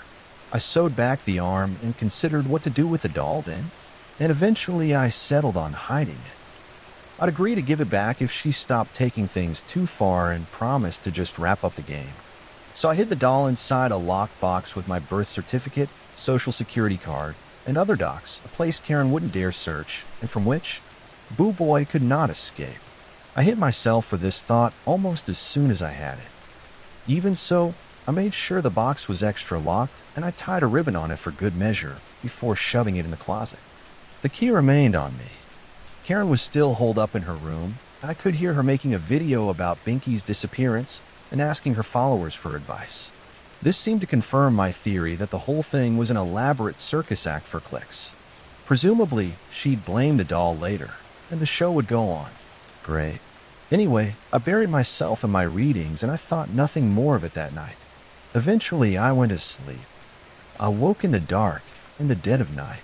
At first, I wasn't sure what had awoken me, but when I clicked the light on, I frowned because my closet door was open. A faint whisper, a rustling, drifted to my ears from the carpeted floor just outside my door. Binky? Maybe Binky really had escaped. I got up, padding softly to the door, and I opened it. It was too dark in the living room for me to make out anything but dim shapes, but I definitely caught the sound of scurrying just before I'd reached the door. It was like something sounded like it was darting away towards the sofa. I fumbled around for a moment along the wall, and then I flicked a switch. My heart dropped my toes. The doll. Boo boy. I was walking. It took 2 running steps along the sofa before, like Woody in Toy Story, worried about getting caught. It abruptly rose, and remained frozen, as if it had been posed there. I just stared, and the doll, it seemed, stared back. Karen? I called, but there was no response. I guess she was sound asleep. I strode over to the doll and snatched it up half expecting it to come to life and writhe like a viper in my grip. But it was just dull now. Its buttoned eyes, though, seemed to be watching me. Okay, just my imagination, I told myself. I stepped to Karen's door and knocked, and when there was no response, opened it to soft snoring. Definitely asleep. There was no way she could have moved the doll and dashed to her room and into bed without me seeing. There'd been no one in the living room. No one at all. Just the doll. I flicked on Karen's light switch, thoroughly spooked. What's going on? Karen said. She asked if I'd found Binky. I told her no. And then I told her what I'd seen, and her eyes grew wide with fear. No, of course not. With delight. And then she got out her phone to have me do a freaking interview. My co-star Boop Boy alongside me. But the walking, it was real. I swear to you, it was all real.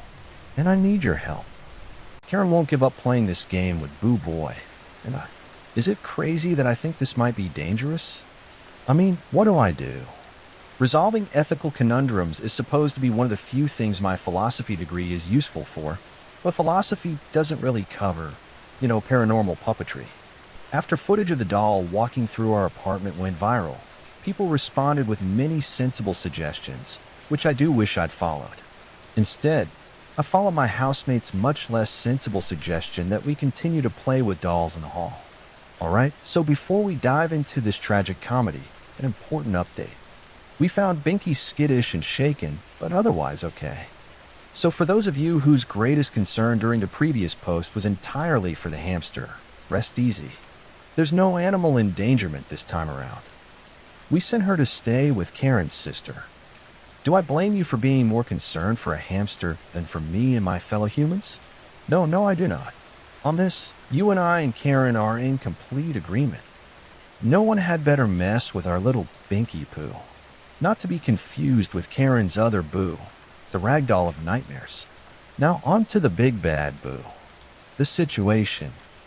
It all started out like a wacky sitcom. Cue title credits for Boo Boy and me, in which the possessed sock doll wanders around the house, engaging in increasingly wacky hijinks, to which my housemate Karen is always oblivious, much to the exasperation of yours truly. I swear you really moved, I say, mugging for the camera. Insert laugh track here. Now, these sorts of scenarios are so played out I can't even watch them on TV without groaning. Thus, I cannot even begin to express the frustration of having to play it out in real life. Nor can I count how many times I lay on the couch with my arm flung dramatically over my face, wondering if I've lost my marbles and thinking about my options, contacting the Catholic Church, prayer, exorcism, skipping town, and joining a commune in the woods. For example, the morning after my previous post, I was just grabbing more granola from the pantry when motion in my periphery caught my eye. Bobo. It came strolling casually out of Karen's room. Can you believe that? Boo. I exclaimed. As I dropped the granola and pointed, and Boo Boy froze, Karen looked over and laughed. Good one, Plato. Insert laugh track here. This went on for literal days. And then on Sunday, I was in the middle of cleaning dishes when Karen's ear-splitting shriek launched me, so high I practically hit the ceiling. I dropped the plate into the sink, and I rushed into the living room. Karen stood with her hands over her mouth, and she pointed at Boo Boy, frozen in the middle of the floor, mid-stride. He moved, she said. Yeah, I replied. That's what I've been telling you. This thing's moving. It's freaky as shit. You know, we should probably destroy it. What? No, she squeaked. He's our baby. Our what now? She snatched up the doll. Excuse me. This is your horror baby, not mine. I take no responsibility for this. It has your DNA, she replied. Your hair and Binky's. All three of us. Okay, first, I'm not sharing maternity rights with a hamster. And secondly, that thing. It's not a baby. Oh my God, you know what? I have to catch this on video, she said. Karen, do you not see how freaky this shit is? But she was already racing to get her phone. Cue interview with me again, verifying what she observed. Boo Boy, the monster love child of two humans and a hamster, strolling around our living room like some sort of discount Chucky. I was doing dishes when it happened, so I still had my apron on and my best scowl. It was all very domestic and also very wrong. I was muttering about how I wished we just aborted my button-eyed co-star when Karen enthused. We should set up cameras with motion sensors. You like science, right? You know, like, shouldn't we science it? Yes, I do like science, but I also like being alive, and I especially dislike possessed dolls running around my home. Okay, didn't you base Boo Boy on some Japanese game where the doll tries to kill you? I snapped. Only if you stab it, she began. You haven't stabbed him, have you? Oh, shit, wait, you stabbed her, baby? I mean, not exactly. I guiltily explained about cutting its arm off and then sewing it back on. Oh, well, I'm sure Boo Boy understands.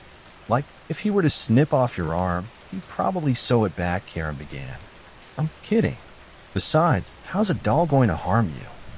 He doesn't even have fingers. He can't hold anything. Oh, yeah. He doesn't have muscles in those little sock legs of his either, but seems to be ambulating pretty well. Come on.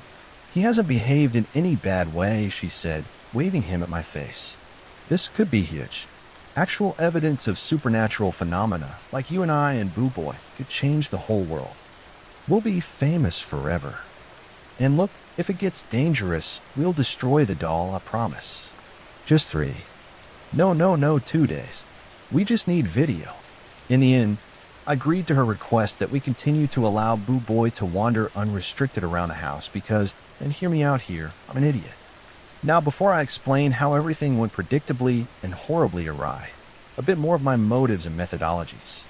Once upon a time, I was contemplating a career in veterinary medicine, and before anyone questions why I made the terrible decision to switch to philosophy, no, it's not because I enjoy being poor. I mentioned before, I think my reaction to the sounds of animals yelping in pain. It's why I noped out of the major and instead into one where I get to think about such profound questions as what is pain? How intensely do animals feel pain? So anyway, based on my dubious credentials of having finished 110th of a zoology major, I decided to begin our scientific inquiry with a question. Is the doll moving or being moved? That is it sentient, feeling, reasoning? And before we rush too far along this track, let's not put the carts before the horse. Okay, so I, as a zoologist, know that even the lowliest life forms exhibit a reflexive response to pain. You or a fruit fly, you yank off one of your limbs and you writhe. Boo Boy does not seem to react to such stimuli. So it is likely that Boo Boy is not of its own volition moving, but rather it is being moved, and the manipulating force is invisible to the naked eye and thus likely unobservable on the visible light spectrum, making the pet cams I purchased unlikely to capture evidence of it. But we can at least document its manifestation through its manipulation of Boo Boy and potentially other objects. It must have removed the ribbon from my lockbox, for example, and opened the box. Something Boo Boy could not have possibly done from the inside.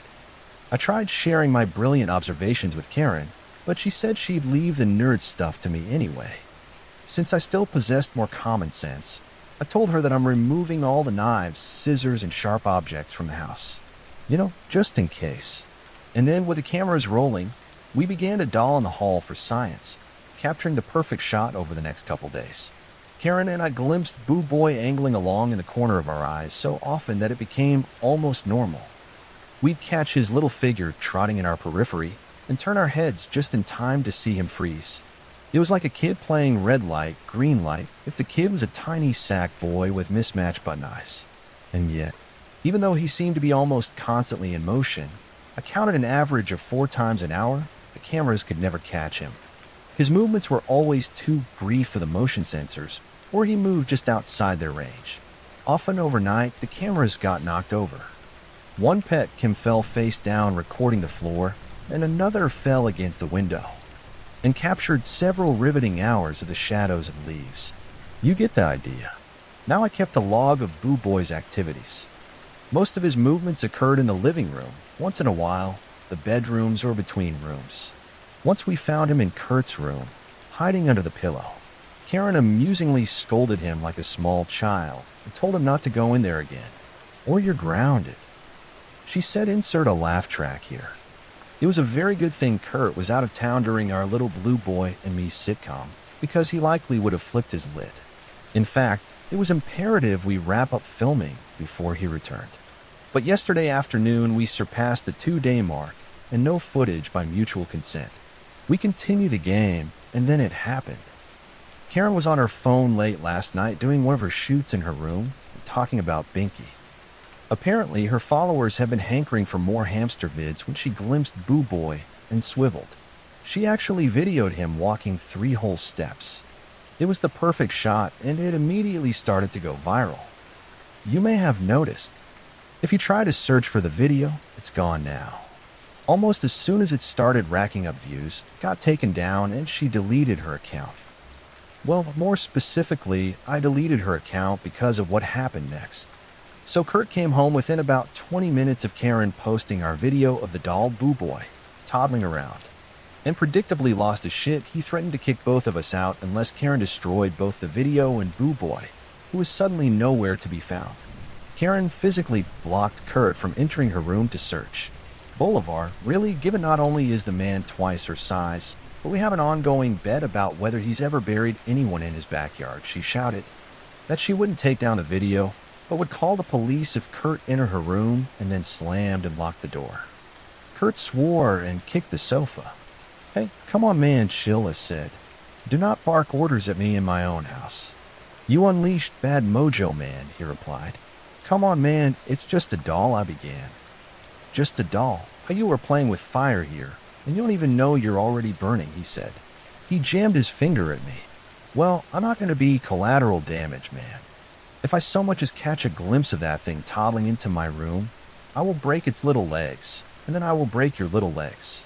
And then I will throw you both out on your asses onto the street to live in a box together, begging for money with your broken little legs. You get me? Well, honestly, I had to admire the guy's eloquence. I mean, dollars to donuts, he'd really do it. But hey, this dude could surely turn a phrase. Anyway, I was too stressed to sleep after that. Not only because Kurt's belligerent outburst had sent my heart rate spiking, but because after 3 days of Boo Boy moseying around in my periphery, his sudden absence, it was disconcerting. Not so much because I didn't know where he was at that moment, but because of the implications of his avoiding Kurt. You see, I've been operating as if Boo Boy's occasional movements were like ball lightning. Ball lightning? It's so rare that for centuries it had existed only in anecdotal accounts, and even now remains scientifically unproven. And while some accounts, especially early ones, have mistaken it for works of spirits or devils, there's no consciousness directing where the ball lightning appears or disappears. It's not a spirit moving with intentionality. And so Boo Boy's walking, it was like that in my mind, a unique phenomenon seemingly occurring at random around the house. But his dodgings of Kurt implied a degree of intelligence, sentience. And if the thing was capable of decision-making, not simply moving at random, but deliberately and with purpose, then what was its purpose? This is the question that suddenly, very deeply chilled me. And as I settled on a sofa, I began to wonder if in my mad quest for science and Koreans for clicks, maybe we'd gone too far. When I skimmed my documentation of Boo Boy's movements during Doll in the Hall, I found that I'd complained about Kurt's caution as overreacting. But I put down Boo Boy's walking all around our house as normal. Yeah, okay, my bad. My judgment may have been clouded, and it's possible we might have slightly lost touch with reality. Passed bananas and went full fruit salad. Boarded the crazy train man, commandeered it, and conducted it right off the rails. But now that I was searching for evidence of intention, I found that there was nothing in Boo Boy's movements to support that hypothesis. None save for the one single obvious choice, never to move when directly observed by us or by the cameras. Oh my God, the thing understands cameras. Kurt's warning came rushing back to me. You're playing with fire and you don't even know you're already burning. And so it was partly because I was too creeped out to sleep, partly to keep an eye on things that I stayed out in the living room, turning off the lights so as not to bother my housemates, leaving only the soft glow of the bathroom nightlight. I sat down on the sofa, adjusting the window shades to allow the moon's illumination to come in. And then I felt the pondering bad mojo. So there I was, mulling over the mysteries of existence. And then I saw a shadow in my periphery. I raised my phone before I even really noticed what it was. It was no larger than a cat, but more like a monkey in its movements, toddling out across the carpet towards Kurt's door with a whisper of fabric. Boo Boy? I opened the camera app. Boo Boy hid its back to me, and I don't think it had noticed me. When I clicked, a blinding light flared just for an instant. Boo Boy's head turned. So in that moment of the flash, the doll's button eyes appeared to be staring right at me. As the light faded, I heard a quiet patter back towards Karen's bedroom. Her door clicked shut. Apparently, Karen was still awake, because a moment later, her door opened and she slipped out. Did you see? Hey, Boo Boy, I asked. She nodded. I was fumbling with my phone trying to open the image I'd taken, and as soon as I did, I froze. What is it? Karen asked. I don't quite know how to describe the picture. It'd be easier if I could post it. Only, I don't have the picture anymore for reasons that I'll explain. Honestly, I probably shouldn't even describe it to you. Not to be a tease or anything, I will describe it. I didn't bolster myself with 6 cups of coffee just to not write about the pivotal moment. But I will save it for the end, and I'll put up a warning that it's coming. That way, if you want, and if you're wise, you can skip it. According to Karen, looking at the image was the mental equivalent of taking acid, like the beginnings of a bad trip. Nausea, dizziness, hallucinations. For several moments afterward, everything in her periphery appeared to be crawling with snakeskin. The best I can describe is that it looked wrong, and it made my brain itch and crawl. My heart hammered, as if I just ingested caffeine straight into my veins. Every hair on my body stood on end, and the longer I looked, the less I could make sense of it. Through the sickening lurching of my mind, one rational thought came. My first hypothesis was correct. Boo Boy was being moved, manipulated by a force that hadn't triggered the motion sensors, but caught in the flash. It's like it was taken by surprise, unable to camouflage itself. Sudden terror struck me like a sucker punch to my gut, my nerves jangling and then tightening like violin strings ready to snap on the next note. We were both still staring at the picture when Kurt's door slammed open. I can hear you two whispering. What the hell's going on? Karen and I just looked at him like two children caught red-handed over a broken cookie jar. Karen started to tell him it was nothing, but I showed him the picture. Oh my God, he said, flinging one hand up to cover his face, and the other to shove my phone away. My God, pretty sure he's not part of this, I said. Plato, can you be serious, please? Begged Karen. I am serious. You need to burn that doll now, said Kurt. Okay, just wait. Okay, wait. Snapped Karen. We all started to talk at once, but Karen shouted us both down, saying, will you just listen? We have to do this the right way. If we just burn it, we might unleash whatever this thing is. We have to do what she says.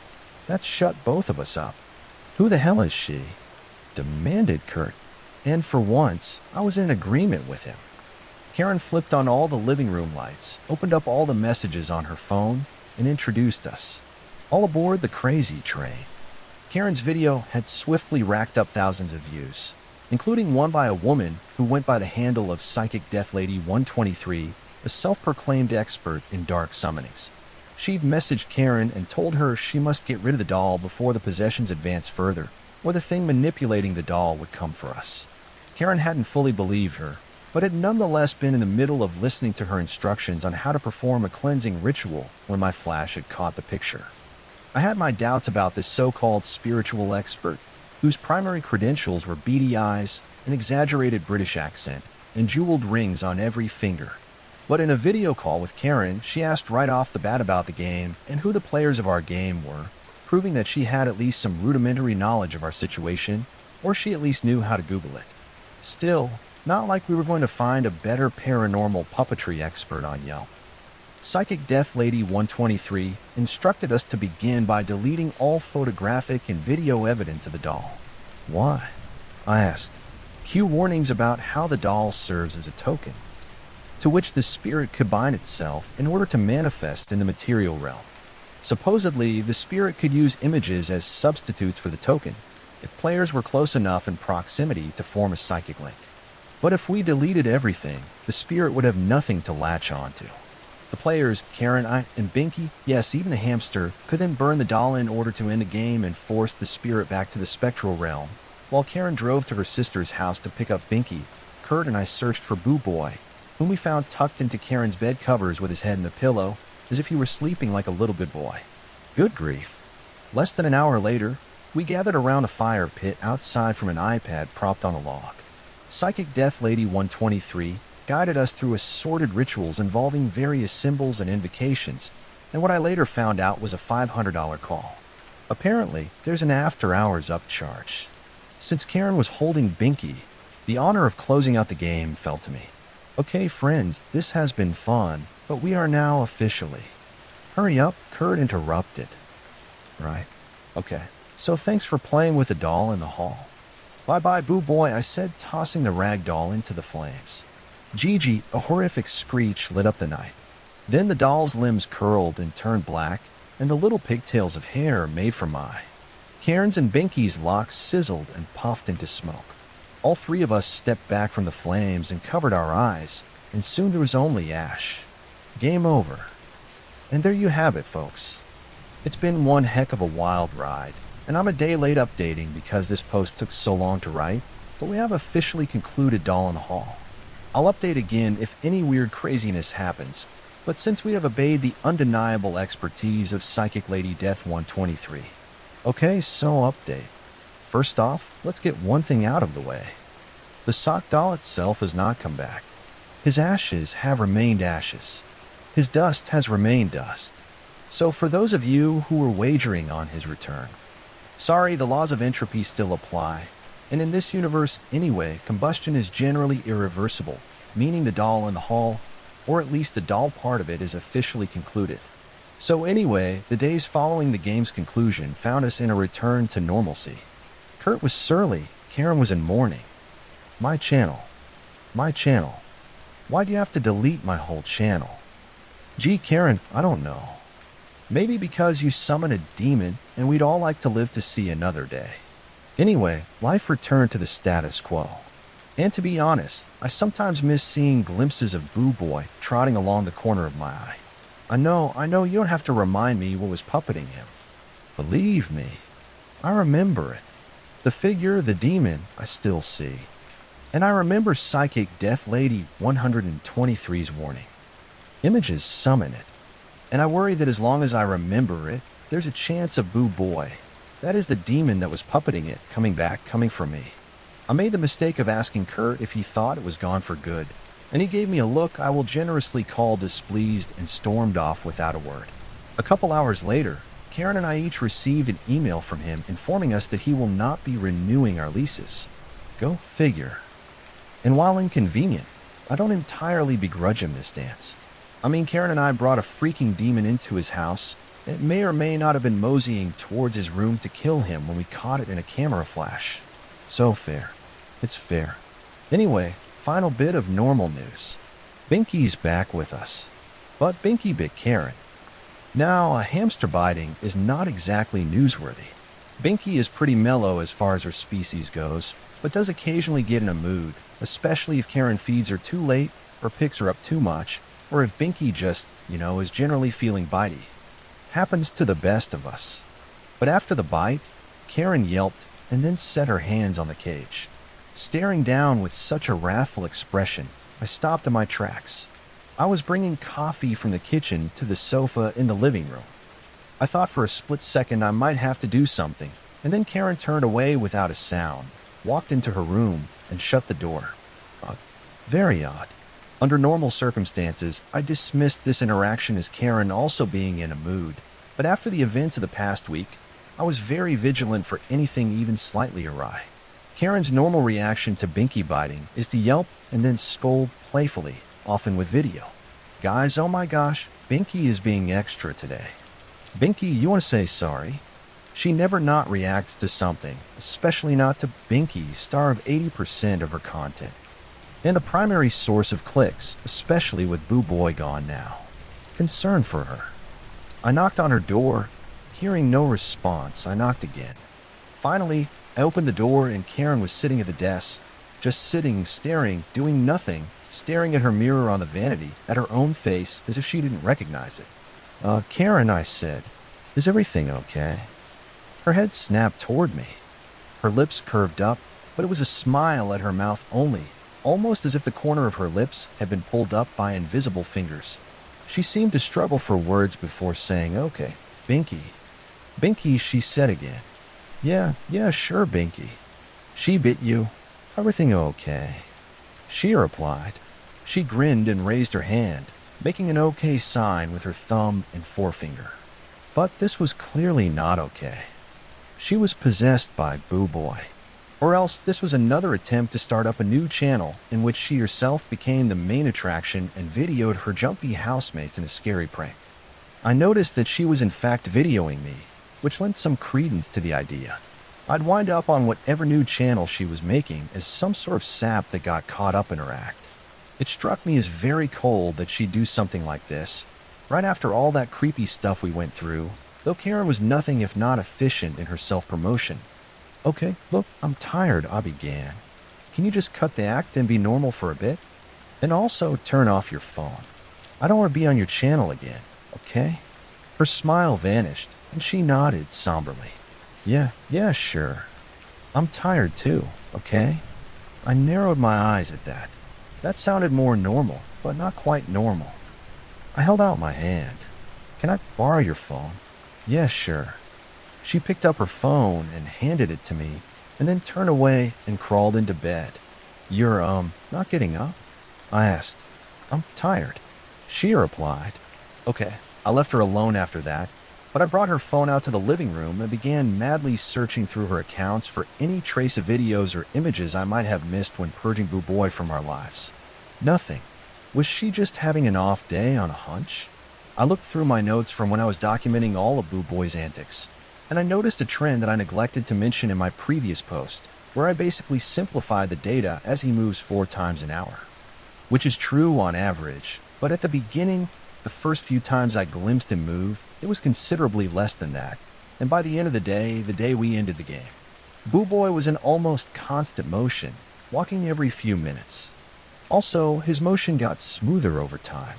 Now I'm no Psychic Death Lady 123, but if I were to hazard a hypothesis about why his movements increased in both frequency and dexterity, given what we now know about Boo Boy not being able to animate himself, but rather being a puppet, I would have to say that in the beginning, the manipulating force was struggling to get a handle on him, trying from, I don't know, the astral plane or whatever, to just get the basics down of making Stuff Socks move. And as its control became more fine-tuned, it became able to move its puppet longer, more often, and with more precision. But that's the rub, isn't it? Boo Boy never came to life. Boo Boy was a puppet. In Doll in the Hall, who says the doll has to be made of socks? Doll in the Hall. I spent all afternoon thumbing through Karen's phone, searching for messages. It all looked normal enough. Nevertheless, I shot a message off to Psychic Death Lady 123, asking what were the chances of Boo Boy's spirit coming back without any sort of image to latch onto. And if it did, what viable solutions were there? Burning the doll was one thing. Obviously, we can burn my housemate. I was still scouring Karen's accounts for any clues as to what might be going on with her when the late afternoon sun was coming in through the curtains. Kurt had gone out early in the day, and had not come home yet. I considered whether I should discuss Karen's behavior with him when he came home, but opted not to. On the off chance he actually did have a day job as a mafia hitman or something. Never can tell with that guy. My eyes were bleary from scrolling through sites on exorcisms, hauntings, and possessions when motion in my periphery caught my eye and I turned my head. Karen loomed over Binky's cage. My heart thudded. "Hey, Karen," I called. And then I saw something in her hand. Karen. She was holding a small, furry fluff ball. I snatched her wrist, twisting, and she yelped and opened her fingers. Binky dropped into the cage, squeaking and rolling around in her bedding. "Hey, what the hell?" cried Karen. "What were you doing to Binky?" I asked. "I was holding her, geez. What the hell did you think I was doing?" She snapped back. Now this was normal Karen. Or at least she looked and acted like normal Karen. Certainly.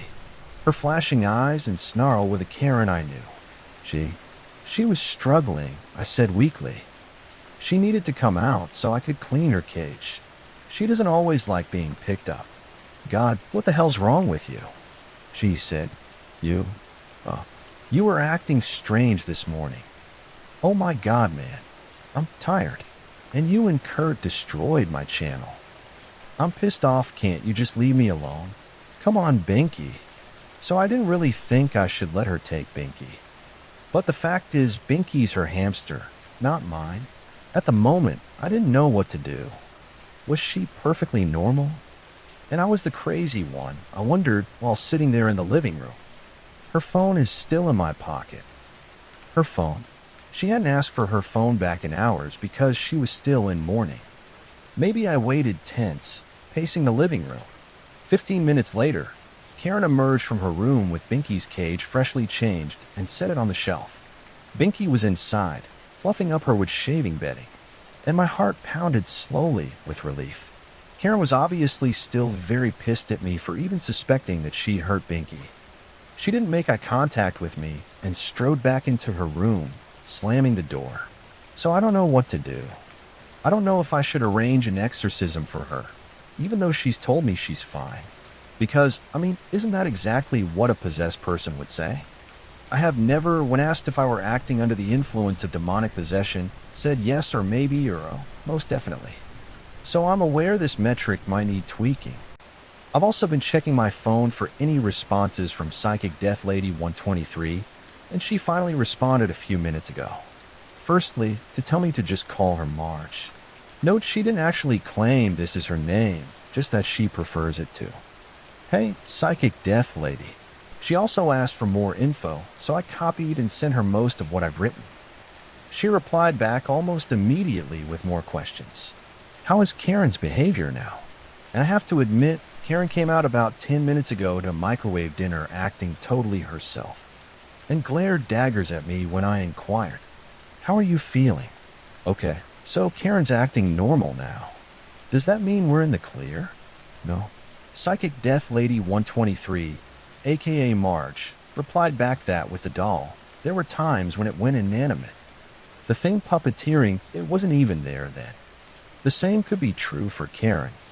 The times when the doll was inanimate are like the times when Karen is herself, this being more or less my deepest fear about the situation. I'm still sitting here trying to process it. Mind you, there's a part of me that still hopes, that this is all just Karen being Karen and messing with me for clicks or something. But of course, there's only one way to find out. One aspect of this whole experience that is unalterably real and forever burned in my brain as evidence of the beyond is that picture. I asked if I should take a picture of her. Marge had said no. Assume she is possessed. Do nothing but put the hamster somewhere safe. I will be there tomorrow. $500 for examination, $1,200 cleansing, $2,500 exorcism, or all three for $3,500. Wow, what a racket. Her in-person prices are sky high compared to Zoom. I'm pretty sure I'm being taken advantage of, and I almost wrote that back, but I weighed my options, ongoing paranoia for myself and Binky, and the possibility of an untimely horrific death or a one-time payment to a possible huckster. Okay, I said back $3,500. Let's do it, Marge replied. Done. Send the hamster away. Do nothing tonight. I'll be there at 2 p.m. I replied back, I can't wait. My sarcasm was lost on Marge, resulting in an ensuing back and forth in which she asked why I couldn't wait and told me she could be here sooner for an additional 2K. And I tried to explain the definition of sarcasm. I think I just pissed her off. Anyway, she's on for tomorrow, and now that I've said this, I do feel a little better. I mean, I definitely can't afford that much. Probably going to have to wheedle Karen into helping with the cost, which is going to be a very awkward conversation. But hey, it could give her some great content for her channel. Shit, I can't think. I'm having a panic attack. I shouldn't have made all those jokes. Do I leave them? Does it matter? I don't know what to do. Okay, this is what happened. I'm just going to tell you. I just found Boo Boy. Not the doll. A drawing. A pencil sketch in Karen's notebook. I'm guessing she drew it after we already burned him, because it says Boo Boy Rip. She probably thought that a drawing, since it's not an exact replica like a photo, wouldn't count. God, Karen, how could you be so stupid? Okay, I can't blame her, but here's my supposition, and I hope I'm wrong. Please let me be wrong. See, Boo Boo was not just made from our socks, but also from clippings from our hair, bits of us, and Karen herself stitched him together. And this is a bit me spitballing here, but I think the act of creating him, of hand-making him, is part of what bound the entity to us, the players. Marge said an image could be used by the spirit as a substitute for the token. Now, a drawing may have the exact details that a photograph has, but like the original Boo Boy, it's handmade, personal. This would make a drawing even more powerful as a substitute than a regular image. Oh my God, I can't. I just can't. It's a shame that Karen is so artistically talented. If it were me, we'd never have to worry about this, because I can only draw stick figures. Any malevolent entity would be too embarrassed to use one of my kindergarten scrawls for possession. Okay, I have burned the picture. It's gone now. I'm just going to have to say this. I shouldn't have joked so much. I'm shaking. My hands are still shaking. With a drawing gone, you'd think I'd be able to calm myself down. But come on, you're smart. You can guess as much as I can. I probably could have pinned that picture up on the wall, couldn't I? I could have copied and pasted 1,000 of him all over the house. I could draw a Boo Boy myself in pen and ink or permanent marker, or if I wanted to be particularly gothic and authentic about it, in my own blood, with bits of my hair pasted on for good measure. Heck, I could make an entirely new Boo Boy. Boo Boy 2.0, and this time give him teeth so he could be 500% more terrifying. It totally wouldn't matter. None of it would matter. Because the thing doesn't need Boo Boy anymore. It's already attached itself to its new puppet. Karen is the new doll in the hall. Excuse me if this post lacks the levity of previous entries. I don't even know why I'm updating. What's the point? A question about what really is the central premise of my philosophy degree. So you'd think, having spent so many hours pondering the meaning of it all, I might have come up with some answer. Loyal readers will remember that Psychic Death Lady 123, aka Marge, was scheduled for an appointment with us this afternoon. Unfortunately, she relayed to me that she had car trouble, delaying her arrival to closer to 9 p.m. or even tomorrow. I'm not sure if a more punctual appointment would have made a difference anyway, since it's hard to imagine some kooky middle-aged huckster dealing with an actual demon. But who knows, maybe her broken alternator is the single event in the universe. Anyways, it's a bit too late now. 3 hours ago, 5 p.m., Kurt was still away on some trip he left on a couple days ago. I needed some air, so I went out. I ended up going for a walk, wishing Kurt would arrive home, because I was so anxious I didn't want to come back inside, to face whatever was Karen on my own. Maybe I was feeling some sort of premonition, but eventually, it just got too cold out. When I got back, the curtains were drawn and the blinds closed. I came into the living room, and it was dark. Karen was standing right there, a shadow just standing in the dark room. "Karen, where's Binky?" she demanded. I moved her. Why? Binky's mine. How dare you touch her? You are acting strange. You still are, I said. I'm acting strange. You're the one who took my phone, keeps sneaking around, and you stole my hamster. Well, I had my sister bring her back while you were out on your little walk. She's in my room now, you psycho, and if you so much as set foot inside my room. Karen, I interrupted. No, do not Karen me. You've been acting like a lunatic all day, and yesterday, and ever since that damn ceremony. You haven't slept, have done nothing but drink coffee and type on your laptop. I just saw you pacing around back and forth outside in the dark, like some kind of creeper. And as she yelled, I realized she was right. My behavior had been strange, but also she was wrong. My behavior was the behavior of someone frightened. And I took out my phone. She may have sounded normal, but something was off, and I snapped a picture of her. I didn't see the knife in her hand, I swear. In the dim, the flash went off automatically. Karen shrieked, throwing a hand up, and when I could see again, she was gone. And then I saw the motion above. Karen was on the ceiling. Eyes rolled back in her head, mouth gaping, as if she just lost control of her jaw, like a puppet on which the hinge is loose. Her face was slack, and she moved 2 crawling steps above me on the ceiling like a spider, hair dangling. I caught only the briefest nightmarish glimpse before she dropped on me, and I screamed. I don't remember the next moments, just that we struggled with her knife. And I swear I didn't see her eyes flick around to me until it was too late. It all happened so fast. Somehow, I don't know. Somehow, shit for a second, she had this look in her eyes. Hey, she said, all confused at me. What are you? And then I stabbed her in the chest with a knife, and she made this sort of a gasping sound, and I backed out from under her. Oh God, Karen. She fell over then, and her body was still there, still on the floor, blood pooling underneath, staining the carpet. Now I look at her empty eyes, and all I can feel is a profound hollowness. I found gas cans in Kurt's garage. Who would have thunk it? Also, for what I'm about to do. I'm sorry, Kurt. You can keep my security deposit. You see, there's one more thing I have to do. Well, 2 things if you count this video. I figured it out. I figured I'd post one more time, wrap things up. Let you know what happened at least. Let me know. So when you read about me in the news and you learn my real name, you'll know the truth. I have to end this game. I can't risk Marge or Kurt or the police showing up here when I'm not. Myself, which is obviously where all this is leading. So I'm going to end the game by removing all the players. I'm so sorry, Binky. I'm so sorry, Karen. I'm so sorry. This is all my fault. She wanted to stop.